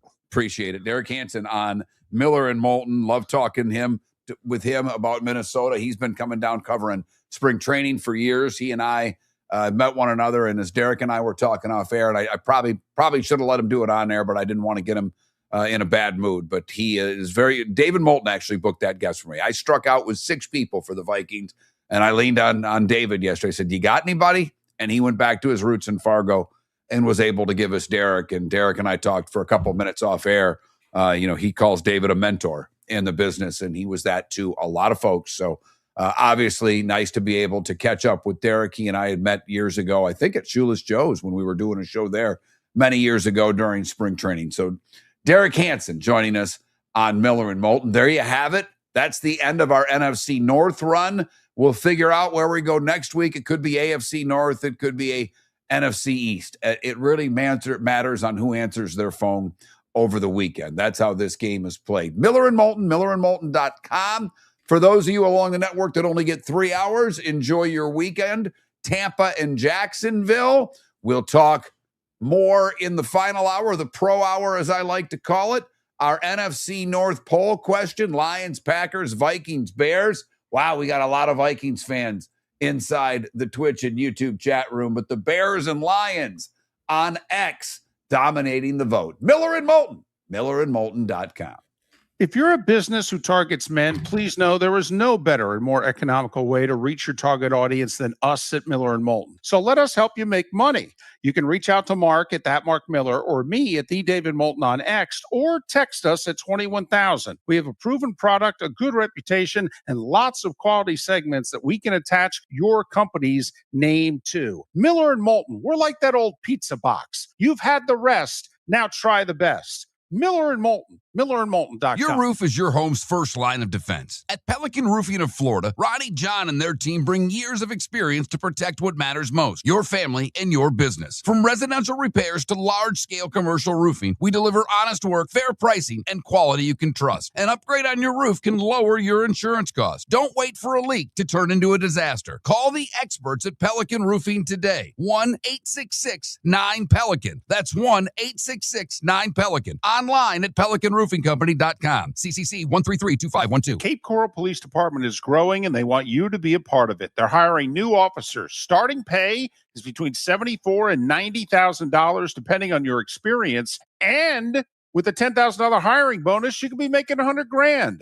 Enjoy paid holidays, off-duty details, plenty of OT opportunities. They're also hiring dispatchers and professional staff. So go to capecops.com. capecops.com. Be brave, be best, be Cape. Mark Miller for Sleep Treatment Direct. They are helping me with sleep apnea. And by helping me, I mean curing me. No more CPAP machine. No more snoring. No more tossing. No more waking up exhausted. Their expert team got me the right treatment fast and hassle-free. If you want to feel energized and get rid of your snoring, call Sleep Treatment Direct today. 444-1741. That's 239-444-1741. Sleep Treatment Direct. Sleep safe and sound. Floor Meisters just doesn't sell Cortec and carpet. They also sell a lot of wood. And what better time than now to stop in and see the nice folks at Floor Meisters for some new hardwood for your home. With white oak wood starting at $4.99 a square foot, that makes it affordable for everyone. With 10 colors to choose from, they have a color for everyone. So stop in. 6281 Naples Boulevard, right next to Costco, or go to the web. It's floormeisters.com. Floormeisters.com. Floor Meisters, just keeping it real. Buying or selling a home? Put a local expert to work for you. I'm Mark Miller with McWilliams Buckley, and I believe real estate is about more than transactions. It's about helping people make the right move, from pricing your home to negotiating the best deal. I'll be with you every step of the way. Call or text me today, 239-425-5582. That's 239-425-5582. Experience, local knowledge, and a personal difference. That's what I'll bring to the table. This is Miller and Moulton. I will tell you, DC, and not a problem. Like I said, that was great. I've got access to some pretty good stuff here. And I had, let's see, I reached out to Matthew Collier, Ben Gosling, Emily Liker, Alec Lewis, Dane Muzzati, and I guess that was it. I guess maybe it was only 4. And Ofer got 2 people to respond, which was great. I mean, they at least said, "Hey, I can't do it tomorrow," but I had 3 that just ghost, which I'm not surprised. They don't know who I am. And I'm like, all right, we got to dig a little deeper. But I went after everybody I could in Minneapolis, St. Paul, to get someone. So thank goodness. I will tell you, the best part about Derek is that when I'm talking to him off air, is his accent. It was like talking from somebody from Minnesota, from the movie Fargo. His accent is so thick, and then he gets on air and turns it off.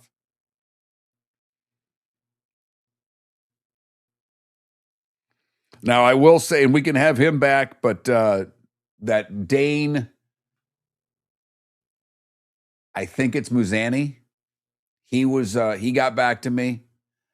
And the Emily Liker, who works for the Star Trib, she got back to me. So, that was DC. That was nothing compared to the off-air conversation.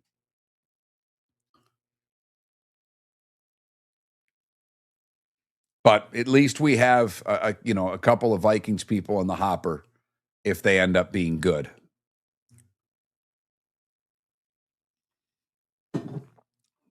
And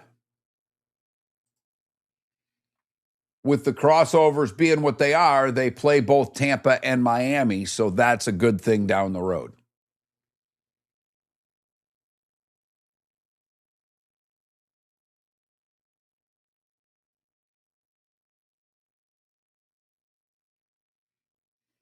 Whenever I see that, all I think of is chewing tobacco. No offense, DC. I understand it's the Nordic cheer and all that stuff, but when I see that, I think Skull Bandit and Harry Gant in a NASCAR vehicle, or, little pinch between my cheek and gums, pure tobacco pleasure.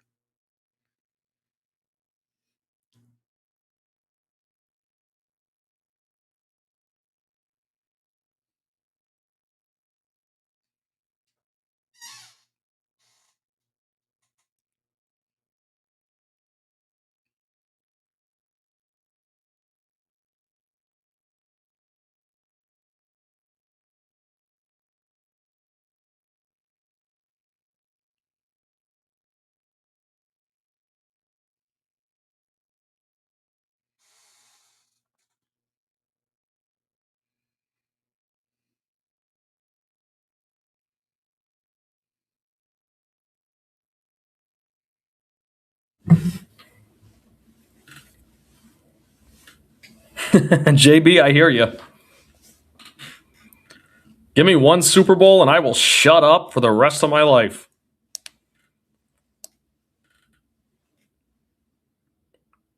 But your Vikings have at least been there.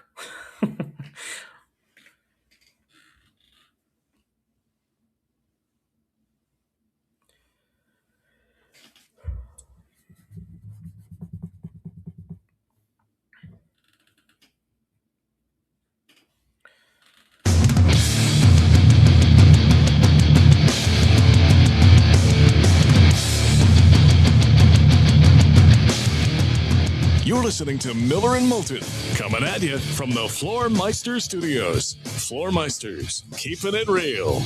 And now, here's Mark Miller. Miller and Moulton, millerandmoulton.com. The Pro Hour. Talked a little. Went in with the NFL, with Pat, with the training camps he's been to, and then finished with the Vikings. By the way, we're going to find out a lot about the Vikings right away. The Vikings open with three playoff teams, two playoff teams and one predicted to be in the playoffs. They open at home against Green Bay. Then they go to Chicago. Then they're at Tampa. So we're going to find out a lot. Then they get Miami and at New Orleans. And I'll tell you what right now, Viking fan, if somehow, some way, you could go 3-2, you should do cartwheels. If you're 2-3, I don't think that's the worst case scenario. You can live. Yeah, you can survive on that. But 2 division games early, Green Bay to start the season at Chicago. So that's a lot of pressure on Kyler Murray to start the season. So I do think that's, when you look at that team, I am very interested in how they get off to how their start is. And, you know, the same could be said with a lot of teams because winning week one's everything. But we talked a little bit with Pat Kirwan about Jacksonville. And I loved how he phrased them looking bad in practice by saying that's a good thing for Liam Cohn. Because there are expectations. Unlike Miami that he said, he goes, they look bad, but they're not going to be good, so you don't yell at them. Yeah. If by chance you think Jacksonville is going to repeat as a division winner, and obviously we're on in Jacksonville right now. I know all of you folks do. Would love to hear from you, by the way, 21,000 Pelican Roofing of Florida text line. All right. Jacksonville, they get off to, they start with 2 of their first 3 games at home, but they play 2 good teams in their first 3 games. They open with Cleveland. I can't ever They'll win that game. I can't ever say anything's a must win, but this is kind of for week 1, this is a must win because after Cleveland, they're 5 games before the bye. At Denver, they won't be favored. Home for New England, it'll be within 3. I think they'll be favored at home, depending on how the first 2 go. But if they split, I would imagine they'd be a slight favorite against the Pats. At Cincinnati, double-digit loss team, but in that division with everybody changing coaches, many people think it's Cincinnati's year. I'm not one of them. And it doesn't seem like a true double-digit loss team, if you know what I mean. There's always that team every year, like the Chiefs. I keep going back to the Chiefs, but they're not a true double-digit loss team. The Bengals don't feel that way. I mean, you're going Joe Burrow. You're going to Cincinnati. You know, you think that's a double-digit loss team? No. So then they got 2 in London after that against Philadelphia and Houston. So again, after Cleveland, at Denver, New England, at Cincinnati, neutral site games with Philadelphia and Houston. Trust me, when you play the Eagles at Tottenham, they're going to be rooting for the Eagles there. I think the Eagles are going to have more fans at that game than will the Jags. Houston and Wembley, I don't know. I don't know if either fan base makes it over. You know, I don't know if the Jag fan would stay for 2 Sundays, but that's all before the bye. So the schedule gets a little easier. That's only 1 division game in that time. I mean, you know, they still have to go to Baltimore. They still have to go to Chicago. They have to go to Houston because the 1 game's their home Houston games in London. Right. And they go to Dallas, and obviously they got to play Indianapolis on the road. So, I mean, you look at now, and they also host Pittsburgh on a Monday night. Your stadium's at 60% capacity, whatever you're doing this year. Pittsburgh is the best, probably Pittsburgh or Green Bay, the two best fan bases for traveling and not even traveling, that have moved out and that they're everywhere. I like the first thing you said even more now that you read the schedule off, which was that week 1 game against the Cleveland Browns. That is absolutely a must win. Because do I think the Jags are good enough to beat a Denver or beat a New England or a Philly or Houston and London? Of course I do. I think they could split some of those, but you have got to win that Cleveland game because that's the only game of the ones you just listed, Mark, before the bye that you are stone cold favorites in. That's the only one. Right. When you look at where they are a team that I'm trying to figure out. I had them around 9-10 wins. 10 wins, probably enough to get you a wild card. Probably. But if you're 3-3 at the bye, Jacksonville, are you okay with that? Because I would be. But I mean, you look at to your point of games at the Jags right now, you can say flat out they're clear-cut favorites. One of the first 6. And I think they'll be favored slightly against the Patriots, but one of the first 6. And because Houston's a neutral site game, you may have been favored in that at home. Are you favored in that game in a neutral site game? All right. So I think they'll be favored against Indianapolis at home. That's 2. Are they favored at Baltimore on the road? No. It's going to be, well, we don't know what Baltimore is, new coach. So, but it's probably within 3. I don't think Baltimore is a touchdown favorite. So then you're at Tennessee. I mean, by the way, you've got to sweep Tennessee. If you split with Indy and you manage to split with Houston, you've got to sweep the Tennessee Titans. And that's why I think the Tennessee Titans, and I just quickly asked this of Pat, I didn't want to spend too much time on the Titans, but I think they could be a bit of a spoiler in that division because I think they could win 6 games this year. So, 6-win teams aren't very good, but guess what? They could spoil someone's bid for winning the division, and the Jags could easily be the victim of that. No, there's no doubt. And ask a Jacksonville fan how much they like the Tennessee Titans and how much Tennessee's, maybe not necessarily ruined season, but you know what I'm getting at. So they've got Washington at home. The Steelers at home, they'll be favored in. But, I mean, they play at the Giants. That's a must-win road game. So you look at that schedule and you try to convince yourself at 10, it's not that easy. It really isn't. Especially, Mark, some of the cold weather games late in the year, where they have to go north to New York, like you just said. I mean, I'm sorry. I look at that kind of stuff. I don't think it's as big of a deal as people play into sometimes, but it has to get talked about. Well, they go, it's November. I'm not saying that it could be cold. They have 2. They go to the Giants. They go to the Bears. The rest of them, it's Houston, that's a dome. Dallas, that's a dome. Indy, that's a dome. So, Baltimore in early November, that I don't consider that a cold weather game. Could it be? Sure. But I don't think that, you start getting the wind and you get the minus temperatures. I see what you're getting at. I don't think that that's with what their schedule is a huge factor.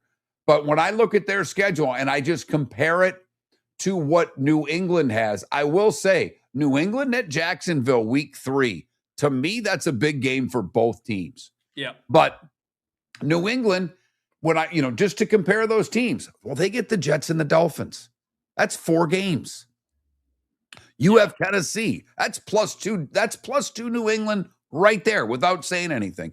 Even if you lose both games to the Bills, if you're the Patriots. And I'm not saying that they will, but I mean, you should be 4-2, even if you lose both games to the Bills. So what you're saying is even if the Jacksonville Jaguars start, I mean, they better win that game, and then that game against New England is going to be big for standing purposes. Yeah, because if the New England Patriots, we talked a little bit earlier in the show about teams that could potentially fall out of the playoff picture, that's a game they have to win, is against the Jaguars, I think. Well, I don't think, well, my point is, I don't think it's as bad for New England because the schedule's tougher than it was a year ago. They do play against the NFC North, but, for instance, I think Detroit's, anybody's better at home than they are neutral site. When the Patriots play the Lions in Germany, I know Amon St. Brown's a German, and maybe that brings the whole country behind the Lions, but I doubt it. When it was announced, that was kind of the gist. But Mark, to your point about the NFC North, like I don't know if there's a better division in football other than the NFC West. And that's just because the top three are top heavy. And the AFC was, but I'm not talking. What I'm talking about is the Patriots playing the North. They get the Lions is an easier game in Germany than it is in Detroit. That's true. That's all I'm. That's all I'm saying. That's instead of a road game, because that's technically at Detroit. It's not at Detroit. So if we're talking schedule breaks, that is one. You're exactly right about that. So, I mean, edge schedule, I will give the Patriots over the Jags. That's just because I think the Bills win their division. I think the Houston Texans win their division. And one of those two teams, to me, misses the playoffs. Could it be the head-to-head game? Possibly. But I think it's bigger for the Jags than it is for the Pats because, again, the Pats get the Jets twice and they get the Dolphins twice. Don't screw those up, New England. But if I were to... I've been saying the Patriots missed the playoffs. I'm talking myself out of it every day and leaning more towards the Jags of the AFC team that won a division a year ago, not making the playoffs this year. I didn't like their offseason. I don't think that they have a good enough pass rush, as Pat pointed out earlier in the show. I love their receivers. And Trevor, you were good last year. You have to go from good to very good. Yeah. You have to make the next step. And Liam Cohen's a great offensive mind. Can he do it? Absolutely. But, they let Etienne go or whatever he wants to call himself now. There's pressure on those running backs. So when I look at the Jags, I have more questions than positivity when it comes towards who they are. Like I said, I love their receiver group. And the fact that you can throw Hunter in as, a fourth guy and doing some things with him. That's great. Yeah, I mean, he's not going to play two ways. He's going to be a corner. He's going to be, and the red zone, I don't buy it. I don't think of him as a red zone threat. He's not 6'4". I look at him more at his own 30 than at the opposition 30, because you want to get that guy the ball in space and let him break open plays. I don't see the package as being red zone with him. But the reason you want Travis Hunter to be doing that stuff is because of his speed and his skill set. So I understand. I'm saying more from a gadget perspective, like trick plays and stuff like that. But that goes back to Liam Cohen. How creative does he want to get? And he was brought in, the whole philosophy was to take Trevor Lawrence to that next level. So I totally agree with you that Trevor Lawrence, this is a huge year for. When we talk about quarterbacks with the pressure on, and it's a make or break year, he's top of the list. Well, it's not I understand your point. It's not make or break because he just signed the deal. He ain't going anywhere. He's their quarterback. I know, but this is the first year that he's getting paid. So make or break year, no, he's getting paid. But pressure, I agree with you. Yeah. And Liam Cohen, I would like to see that. And I loved last year. I want to see Trevor continue the ascent to get better. If he does, then they can get back to the playoffs. Miller and Moulton, millerandmoulton.com. Your roof is your home's first line of defense. At Pelican Roofing of Florida, Ronnie John and their team bring years of experience to protect what matters most, your family and your business. From residential repairs to large-scale commercial roofing, we deliver honest work, fair pricing, and quality you can trust. An upgrade on your roof can lower your insurance costs. Don't wait for a leak to turn into a disaster. Call the experts at Pelican Roofing today. 1-866-9-PELICAN. That's 1-866-9-PELICAN. Online at pelicanroofingcompany.com. CCC 1332512. Floor Meisters just doesn't sell Cortec and carpet. They also sell a lot of wood. And what better time than now to stop in and see the nice folks at Floor Meisters for some new hardwood for your home. With white oak wood starting at $4.99 a square foot, that makes it affordable for everyone. With 10 colors to choose from, they have a color for everyone. So stop in. 6281 Naples Boulevard, right next to Costco, or go to the web. It's floormeisters.com. Floormeisters.com. Floor Meisters, just keeping it real. Mark Miller for Sleep Treatment Direct. They are helping me with sleep apnea. And by helping me, I mean curing me. No more CPAP machine. No more snoring. No more tossing. No more waking up exhausted. Their expert team got me the right treatment, fast and hassle-free. If you want to feel energized and get rid of your snoring, call Sleep Treatment Direct today. 239-444-1741. That's 239-444-1741. Sleep Treatment Direct. Sleep safe and sound. If you're a business who targets men, please know there is no better and more economical way to reach your target audience than us at Miller and Moulton. So let us help you make money. You can reach out to Mark at that Mark Miller or me at the David Moulton on X, or text us at 21,000. We have a proven product, a good reputation, and lots of quality segments that we can attach your company's name to. Miller and Moulton, we're like that old pizza box. You've had the rest. Now try the best. Miller and Moulton, millerandmoulton.com. This is Miller and Moulton.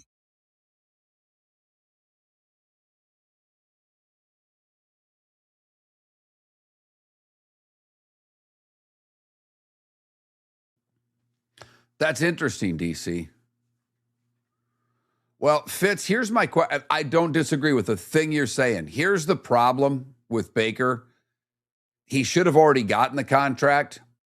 He's not getting a new He's not going to be able to negotiate a new contract, in my opinion, with anybody but the Bucs.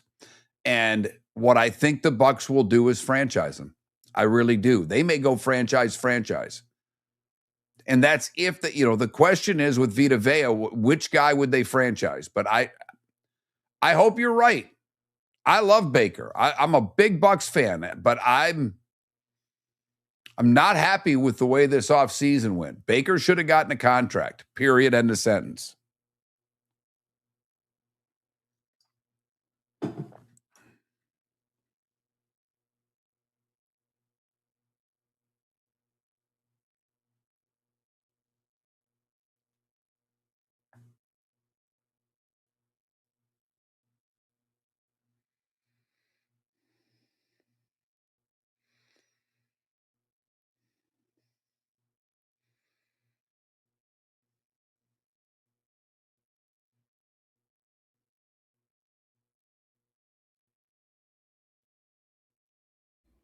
So does mine. When I told her that was a possibility, she goes, who's going to quarterback us next year? I hope she's not listening. I think she just left the house. If not, I'm going to go. Mark, do you like Heinz Field? Yeah, I do. I think it's excellent. I love our seats. Our seats are stupid good. Yeah. I like the concourses. I sat in the club for one game in the end zone. I enjoyed that.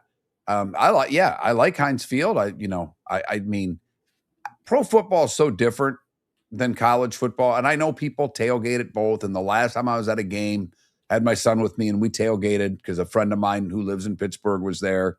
But it's just different. I mean, yeah. PNC Park's amazing. PNC Park's incredible. That is my favorite away experience I've ever had at a baseball game. Not even close. And Heinz Field is probably second. I loved SoFi in LA though. That was fun. I've not been to a lot of pro football stadiums, and they're not I would go to 20 college stadiums before wanting to go to SoFi. Yeah. I mean, yeah, everyone, pretty much everyone in the SEC. I've not. Let's see, because I've been to a Gators game, been to a bunch of Georgia games. I've been to South Carolina. I've been to LSU. Like, I need to go to Alabama. I really want to go see a game at Tennessee. I'd love to see a game at Jordan-Hare. I would. I have no interest in going to a Missouri game. That does nothing for me. Not really much of an interest in Arkansas. Would love to go to the Grove. Would love to go back to LSU with somebody, because that was when David kind of hosted me and I didn't get to tailgate. I would like to go and if I were to do it again, I'd probably hook up with a Matt Moscona and say, where can I go have fun? But I was just kind of walking around by myself, which was kind of boring.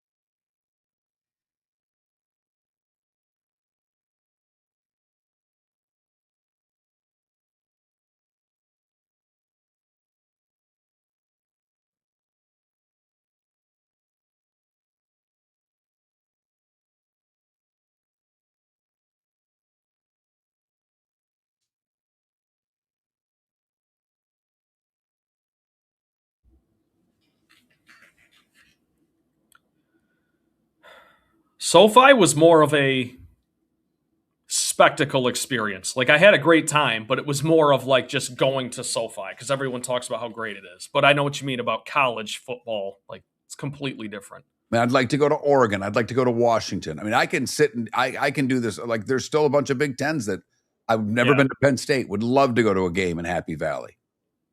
Yeah, me too.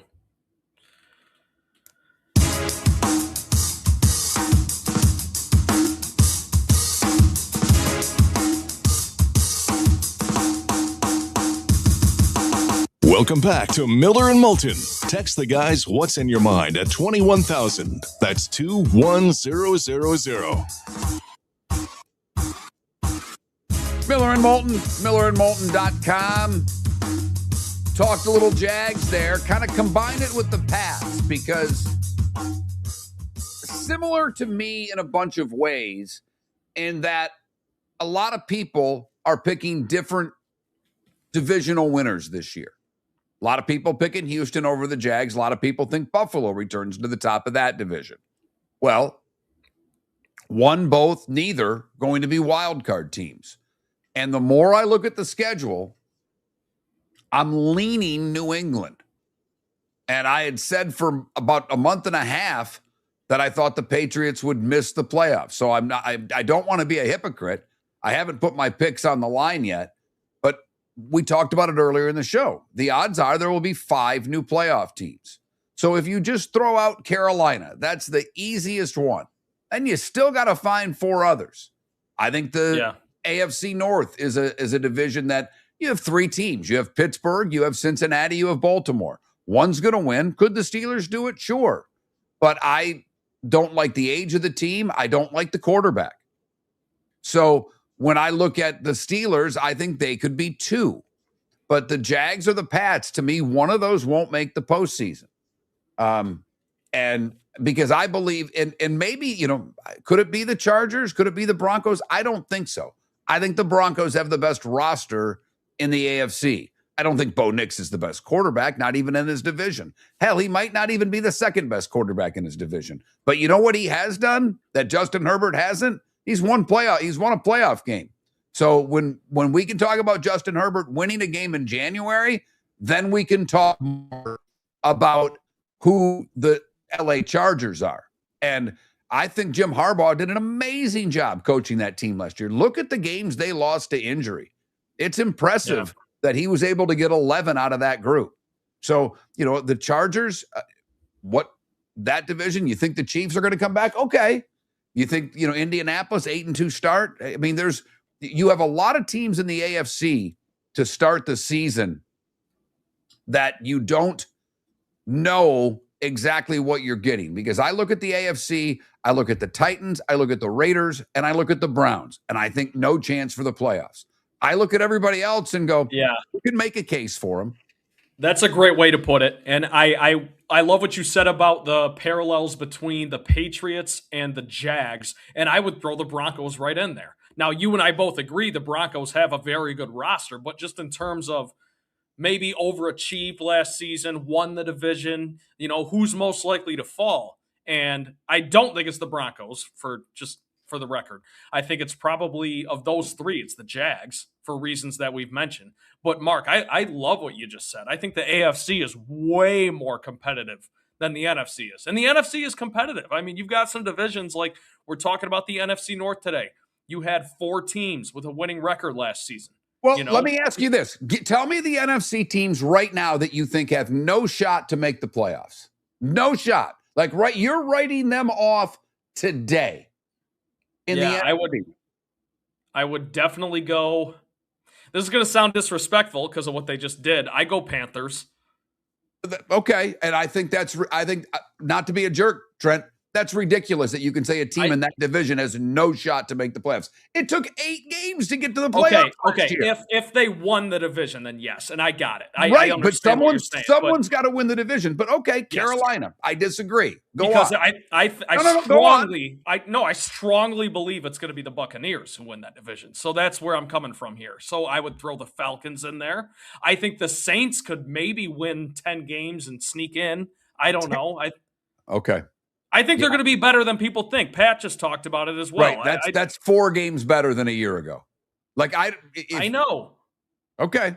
But they made a lot of changes to that roster. I think Kellen Moore's a really solid coach. So I'm just bringing it up. Like teams that I think Arizona. You basically think that Tampa's the only team that's got a shot to make the playoffs in that division. Okay. So Arizona, that's another one.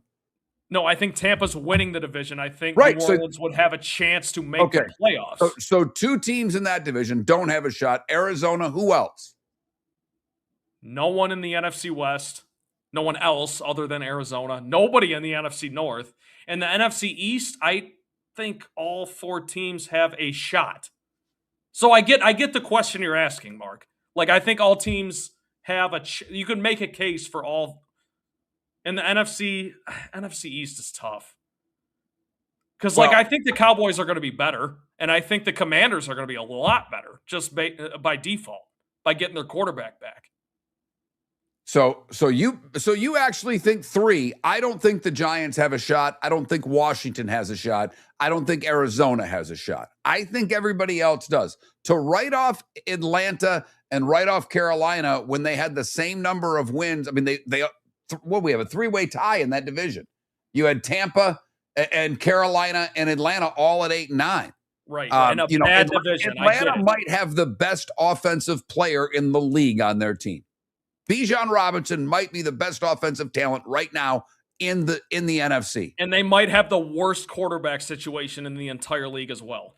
They might. Seriously. They might. Well, I mean, seriously, I think it's better than Arizona. I'll take either of their starters over. I'll take Penix or Tua over Jacoby Brissett. Okay, that's fair, and that's a different discussion, I guess. But what I'm trying to say, when I look at the NFC South, I see the Saints who are ascending, getting better, and then I see the Bucs who kind of had a fluke year last year in a bad way. You know, they've owned that division. So I think the Bucs will be just fine. And when you throw in the idea that we've talked about that it really only takes 9 or 10 wins to win that division, I think either one of those teams are capable of that. And then in the NFC West, the reason I throw the Cardinals out is because all 3 teams, but that might be the biggest discrepancy. It's either the AFC South with the Tennessee Titans or the NFC West, where you have the 4th place team that's just in a different league in the worst way possible. No, and I think the same can be said about the AFC North, because I don't think Cleveland's anywhere close to the rest of the division, and I think you're going to see what losing Schwartz on defense is going to mean to that team. We'll see if this guy can coach, and that's another team. Unless Deshaun Watson returns to his form from what now 7 years ago, that's another quarterback situation that's just dreadful. Because Shedeur Sanders, at best, could be a mid quarterback in the league at best. Well, and that's your opinion. I don't disagree, but it's still somewhat unknown. You know, we haven't seen a whole lot of him yet. There's a reason for that, Trent. There's a reason for that. I understand. Okay? That's why I'm not saying you're wrong. I'm just saying let's see a little bit more before we jump to that complete conclusion. If they're starting him week 1, then they are going to win less than 5 games. I will go under on the Browns all day long. That's a bad organization. That's a bad management. And they threw out a good coach. And I like their running back. I'll give them that. But I don't like much else on that team.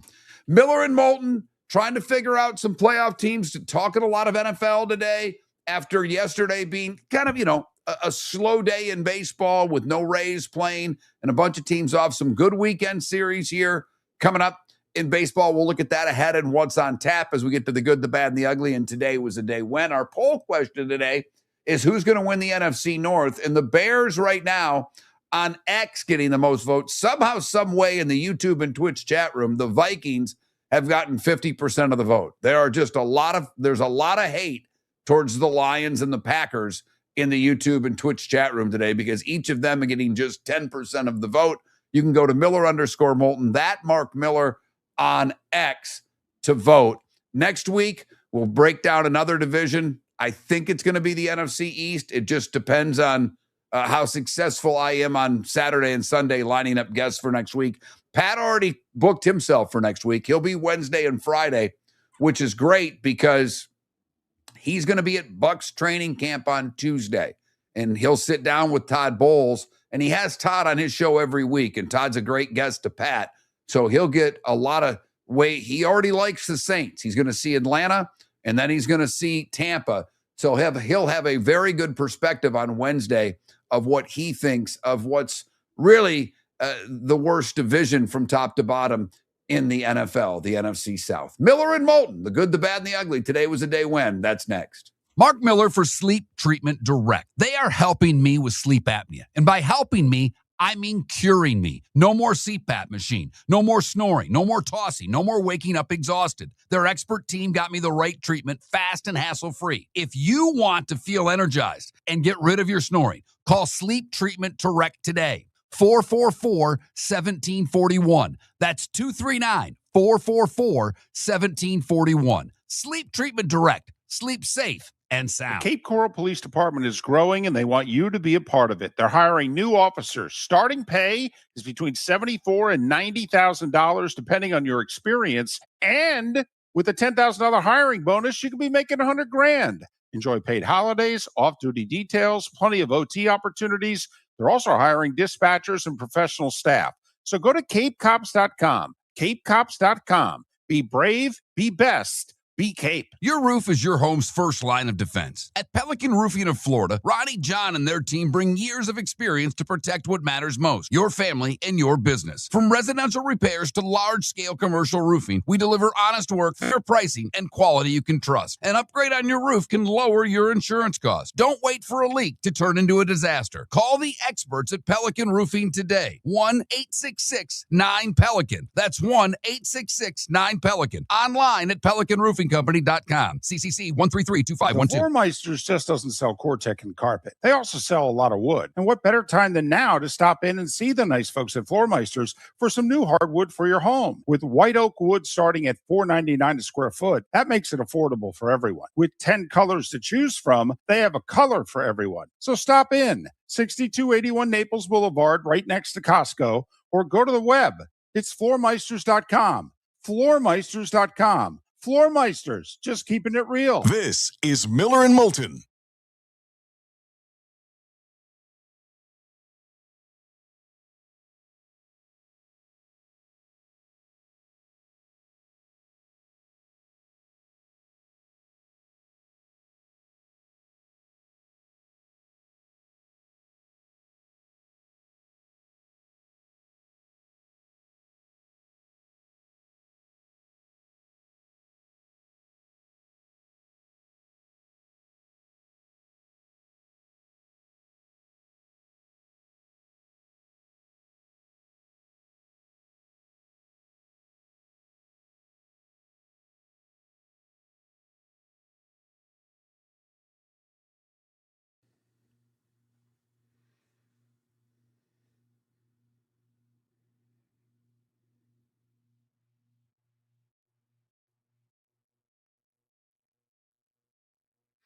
Feeney, gonna have some fun with you.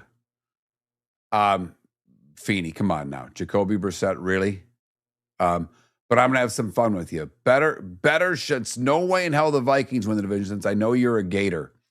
Better shot. Vikings win the division. Gators go 9-3.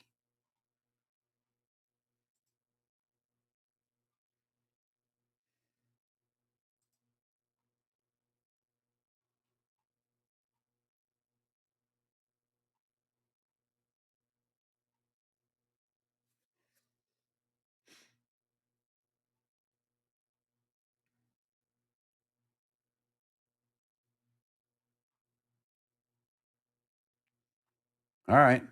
Fair enough.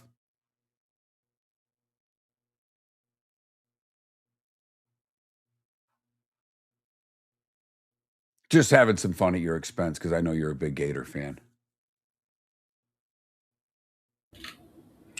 Mark, would the Dolphins be your answer for the team with the absolute least chance to make the playoffs? Yeah, absolutely. You think they're going to be dead last? Yes, I'll pick them to be on the clock. I think they're the worst team in the National Football League. I think Vegas agrees with me. Yeah.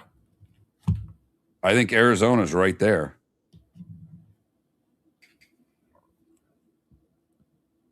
Well, and I think the Raiders too, but the only reason I say that, like their situation's different because they could still take some moral victories from seeing some good stuff out of their young buck, you know.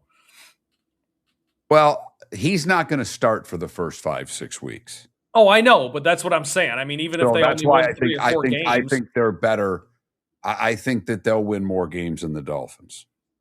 Even if they only win 3 or 4 games, they could still go into next season thinking, you know, okay, we liked what we saw from him in December. You can say the same thing about the Dolphins. The Dolphins got rid of all their old guys. They're not trying to win. They're just trying to figure out if they have who can play. I mean, if you wanted to say that the Dolphins had a I think that Genti's going to be good, but right now, don't you think at this moment, who's better, Genty or Achane? Genty. Don't know about that. That's a good question. Shoot. I mean, it's not like it's a no-brainer, but would you at least say that the Dolphins, the Raiders, and the Cardinals are all in the same bucket as like they're the worst and the Titans and the Browns? No, the Browns could be. I think the Browns are awful. Yeah. And I think the Jets are awful. Yeah. The Jets are terrible. They might. And look at, I mean, Aaron Glenn could be the first guy fired. So if that goes poorly quickly, then, you know, what happens? I don't think guys quit in the NFL, but Geno Smith, are you sure? He was terrible last year. So, I mean, I think the Dolphins got a couple of good, you know, the Raiders' offensive line was god-awful last year. So, I put it this way. Achane will have more production this year than Genty. I would bet you right now. I don't think that's a bad bet. I guess I don't know what else the Raiders have. I know the Jets don't have much either, but they at least have a receiver who's a number one. Well, how about this weekend you start looking at what these teams have?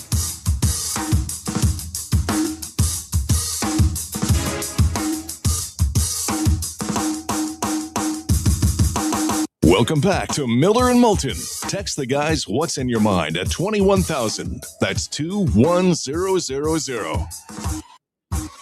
Miller and Moulton, millerandmoulton.com, wrapping things up for a show and a week. And what a week it's been. My first one without my co-host of 20 years. It has certainly been a transition. I know a lot of you, and I keep getting text. How's David? He's doing, man. That's all I can tell you. He's doing. He kind of let everybody in last Friday on where he's at with his battle with cancer, and it's not good. I can say nothing more than that. I just ask you all to keep him in your thoughts, keep him in your prayers, ask for good vibes. Whatever it is you believe in, we'll take it at this point. Really for the both of us, because I'm still digging. I had to Moffitt today for my 6th month. Let's hope everything keeps going positive for me. I know I'm praying for it. So both of us, David in a much worse situation than I'm in, obviously, but it has been a hell of a 2026. That is for certain.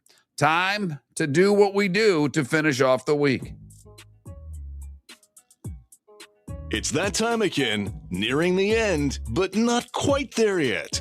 Here's Mark Miller with Today Was the Day When. Today, Lincoln becomes the first president to confer with African Americans, as he has a group to meet with him in 1862. They opened Indy today for its first motorized event in 1909. It was a series of motorcycle races. The Appalachian Trail is formally completed today in 2,000 miles, 14 states, from Georgia to Maine. One of my kids' buddies did it like 2 years ago, and he's doing the Continental Divide this year. That's a tough kid, man. Today, Japan surrenders unconditionally to the Allies, ending World War II. That's a biggie. Babe Dickerson-Zaharis gives up her amateur status today for $300,000 in 1947. Regarded for, at least for most of the 20th century, as the best female athlete. The AFL had their first meeting today in Chicago in 1959. Charter memberships handed to Dallas, New York, Houston, Denver, LA, and Minneapolis, St. Paul. The AFL is named the following week. 1965, Trent's favorite, along with at that time her husband, Sonny. Sonny and Cher's I Got You, Babe hits number 1 on the charts. I don't love that song, by the way. That might be shocking to some people. I don't love that song. She's got a lot better stuff. Cleveland Stadium's first rock concert was today in 66. Where do you go from here? Because they opened with the Beatles. 30-minute delay because fans broke through barriers and rushed the stage. Today in 68, the Expos officially become a member of the National League. 1975, the Rocky Horror Picture Show premieres in London, which would end up being one of the longest running films in the history of the genre, as it played for years and years and people threw rice at one another. Well, I didn't know this was a thing, but didn't it play at like midnight? Oh, yeah, that was the whole thing. Midnight showings and people dressed up, and then they brought their own props. And when the wedding came, you were going to get rice thrown at you. There was different times that water was shot out the. Oh, yeah, it was a Moulton actually win a bunch. I never saw it in the theater. Today in 85, Michael Jackson and Paul McCartney quit being friends because McCartney said music's a good thing to invest into, and Jackson took his advice. He bought the rights to the Beatles song catalog today in 1985 for $47.5 million. He would sell half interest 10 years later and triple his money. Sold it for $150 million. Mark McGwire would set the rookie home run record today at 87. He'd hit his 39th. He'd end up with 49 on the season. Today in 93, the Yankees retire Reggie Jackson's 44 on Reggie Jackson Day. 95, on The Late Show with David Letterman, the Foo Fighters make their network television debut performing This Is a Call. And today, a couple more. 2016, Usain Bolt wins the gold at the Rio Games, becoming the first man to win the 100 meter 3 times. What year was that? Sorry. 2016. Okay. 2020, Ted Lasso premieres. 2021, Tyler Gilbert makes his MLB debut for the Arizona Diamondbacks. He would throw the 8th no-hitter of the season. And today in 2024, Aaron Judge hits his 300th home run. He reaches the milestone faster in games than Ralph Kiner and faster in at-bats than Babe Ruth. I remember that one so clearly because that's one of those where baseball is talked about so sacredly sometimes. And that's one of the guys from my era, and they're like, he just hit his 300th. That was a big deal. Doc Holliday, the actual real person. Earl Weaver, one of my favorite all-time managers.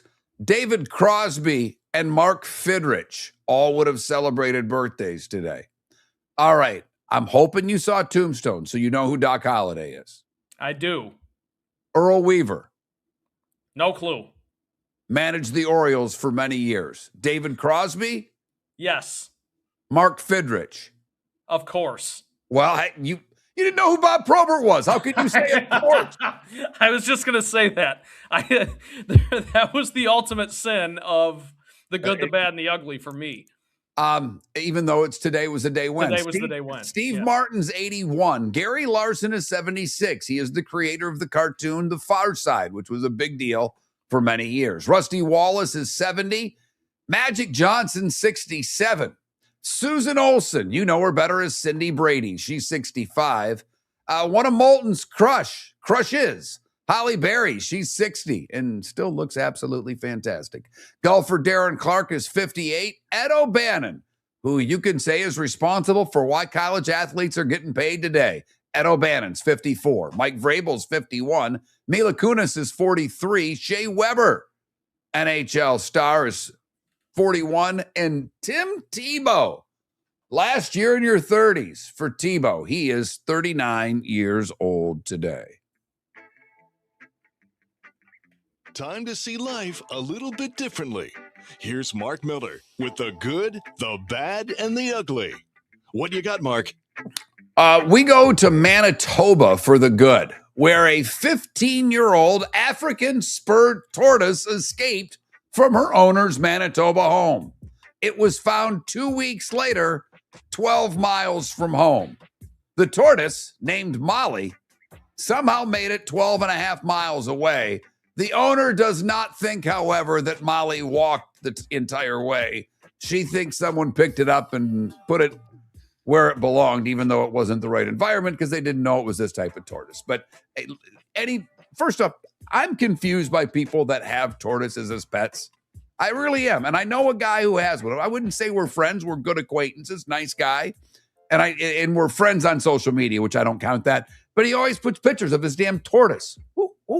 A snake. Who wants amphibians and lizards and cold-blooded animals as pets? I'm sorry. Well, it's interesting because they have to sit in a cage. You know, they don't run around the house or anything. So I guess it's kind of like who has fish.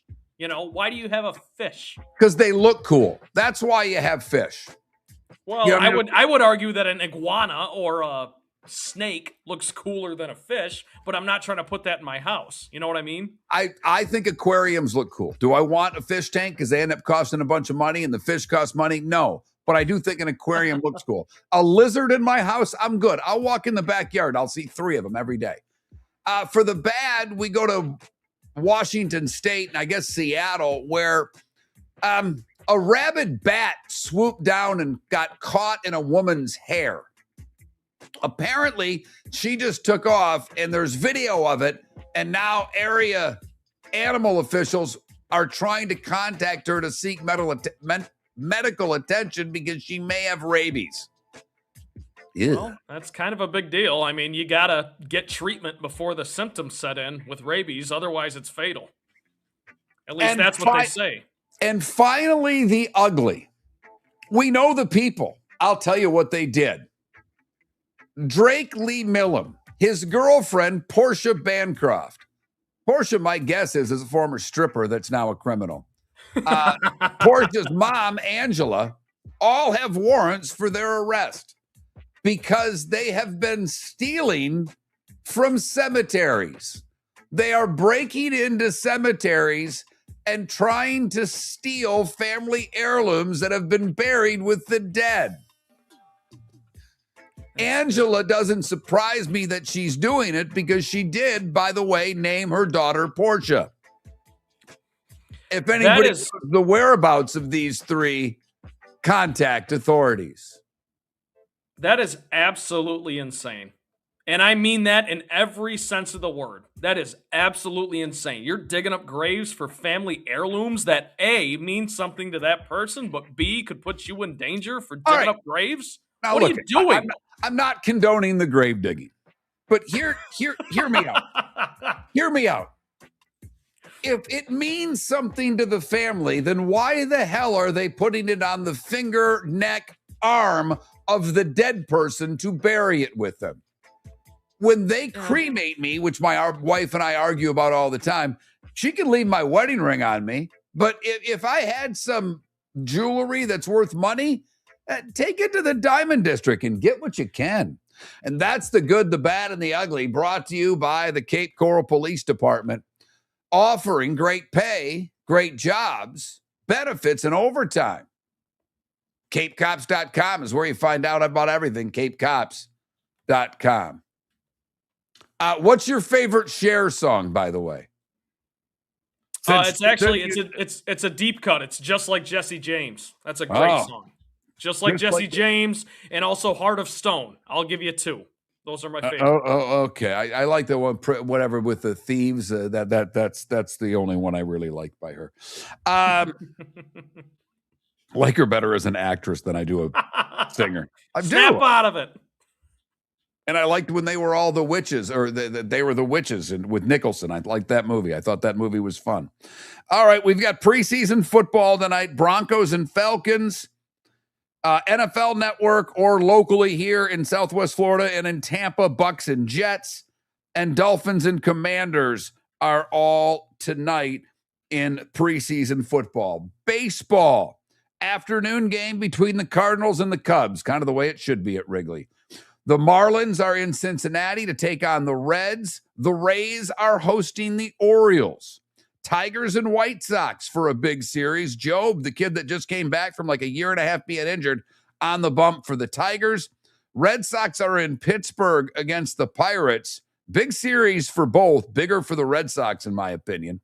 The Nationals are in New York to take on the Mets. Padres and Guardians. Big series for both there in Cleveland. Diamondbacks and Braves. Bigger for the Diamondbacks, who are trying to be a wild card. The Braves seem to have the division in control, but trying to maybe be the number one seed in the National League. Chris Sale on the bump for the Braves. New York goes to Toronto to take on the Blue Jays. Garrett Cole pitching today for the Yanks. Mariners and Astros in a big one for both teams. Royals and Angels in an absolute meaningless series. Rangers are in Sacramento to take on the Athletics. Texas has got to figure some things out. Giants and Rockies in another series that means nothing. And the Brewers and Dodgers play game 2 of their 4-game set. Yamamoto on the hill for the Dodgers. There is nothing more strange about you, Trent. The fact that your musical love is a bunch of hair bands from the 80s and 90s. I mean, those are your favorite bands, like Motley Crue. Motley Crue, right, is your favorite band? Number one. That's my number one. I just saw him a couple weeks ago. I'm sorry. And then Cher. I mean, I don't know if you could go more polar opposites than Motley Crue and Cher, other than the fact that they both have a lot of hair. It's about the only similarity there. And some fishnets and heels and all that. You know, we got those in common as well. But that's the fun, Mark. That's the span of, one end of the spectrum to the other. It's fun. I like music, period. Do you? Because you like metal. Love music. You like metal and you like pop. I mean, all right. And I like Sinatra and I like country and I like, Cher is pop perfection. She just is. I'm sorry. Like pop that. Perfection. When you want to talk about catchy songs from the 1980s and 90s, pop Cher. Perfection. Yes. I would say pop perfection would be, I would go Michael Jackson. I might go from the old school Madonna. Currently, I would say Taylor Swift, Beyonce. Pop perfect. I'd never heard. I've seen Beyonce in concert. I like it all, Mark. Pop perfection. That's unfortunately what we're leaving you with to go to the weekend. I can guarantee you on my drive today, there will be no Cher on my playlist. Have a great weekend. We'll recap everything Monday morning, 6 a.m., Miller and Moulton. Thanks for listening. Buying or selling a home? Put a local expert to work for you. I'm Mark Miller with McWilliams Buckley, and I believe real estate is about more than transactions. It's about helping people make the right move, from pricing your home to negotiating the best deal. I'll be with you every step of the way. Call or text me today, 239-425-5582. That's 239-425-5582. Experience, local knowledge, and a personal difference. That's what I'll bring to the table. Let's talk the big differences between Floormeisters and the big box store that sells flooring. Floormeisters is family owned. They do flooring, not doors, nuts and bolts, or weed killer. They specialize in it. They know it. Floormeisters backs their installer, so if there's ever an issue, good chance the boss, TJ, will come out and make it right.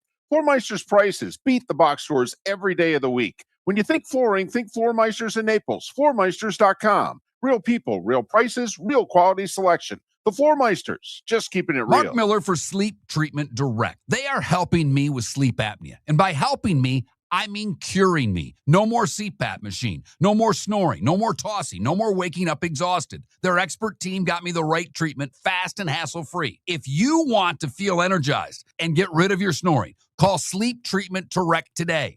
444-1741. That's 239 444-1741. Sleep Treatment Direct. Sleep safe and sound. The Cape Coral Police Department is growing, and they want you to be a part of it. They're hiring new officers. Starting pay is between $74,000 and $90,000, depending on your experience. And with a $10,000 hiring bonus, you could be making $100,000. Enjoy paid holidays, off-duty details, plenty of OT opportunities. They're also hiring dispatchers and professional staff. So go to capecops.com. capecops.com. Be brave, be best. Be Cape. Your roof is your home's first line of defense. At Pelican Roofing of Florida, Ronnie John and their team bring years of experience to protect what matters most, your family and your business. From residential repairs to large-scale commercial roofing, we deliver honest work, fair pricing, and quality you can trust. An upgrade on your roof can lower your insurance costs. Don't wait for a leak to turn into a disaster. Call the experts at Pelican Roofing today. 1-866-9-PELICAN. That's 1-866-9-PELICAN. Online at pelicanroofingcompany.com. CCC 1332512. If you're a business who targets men, please know there is no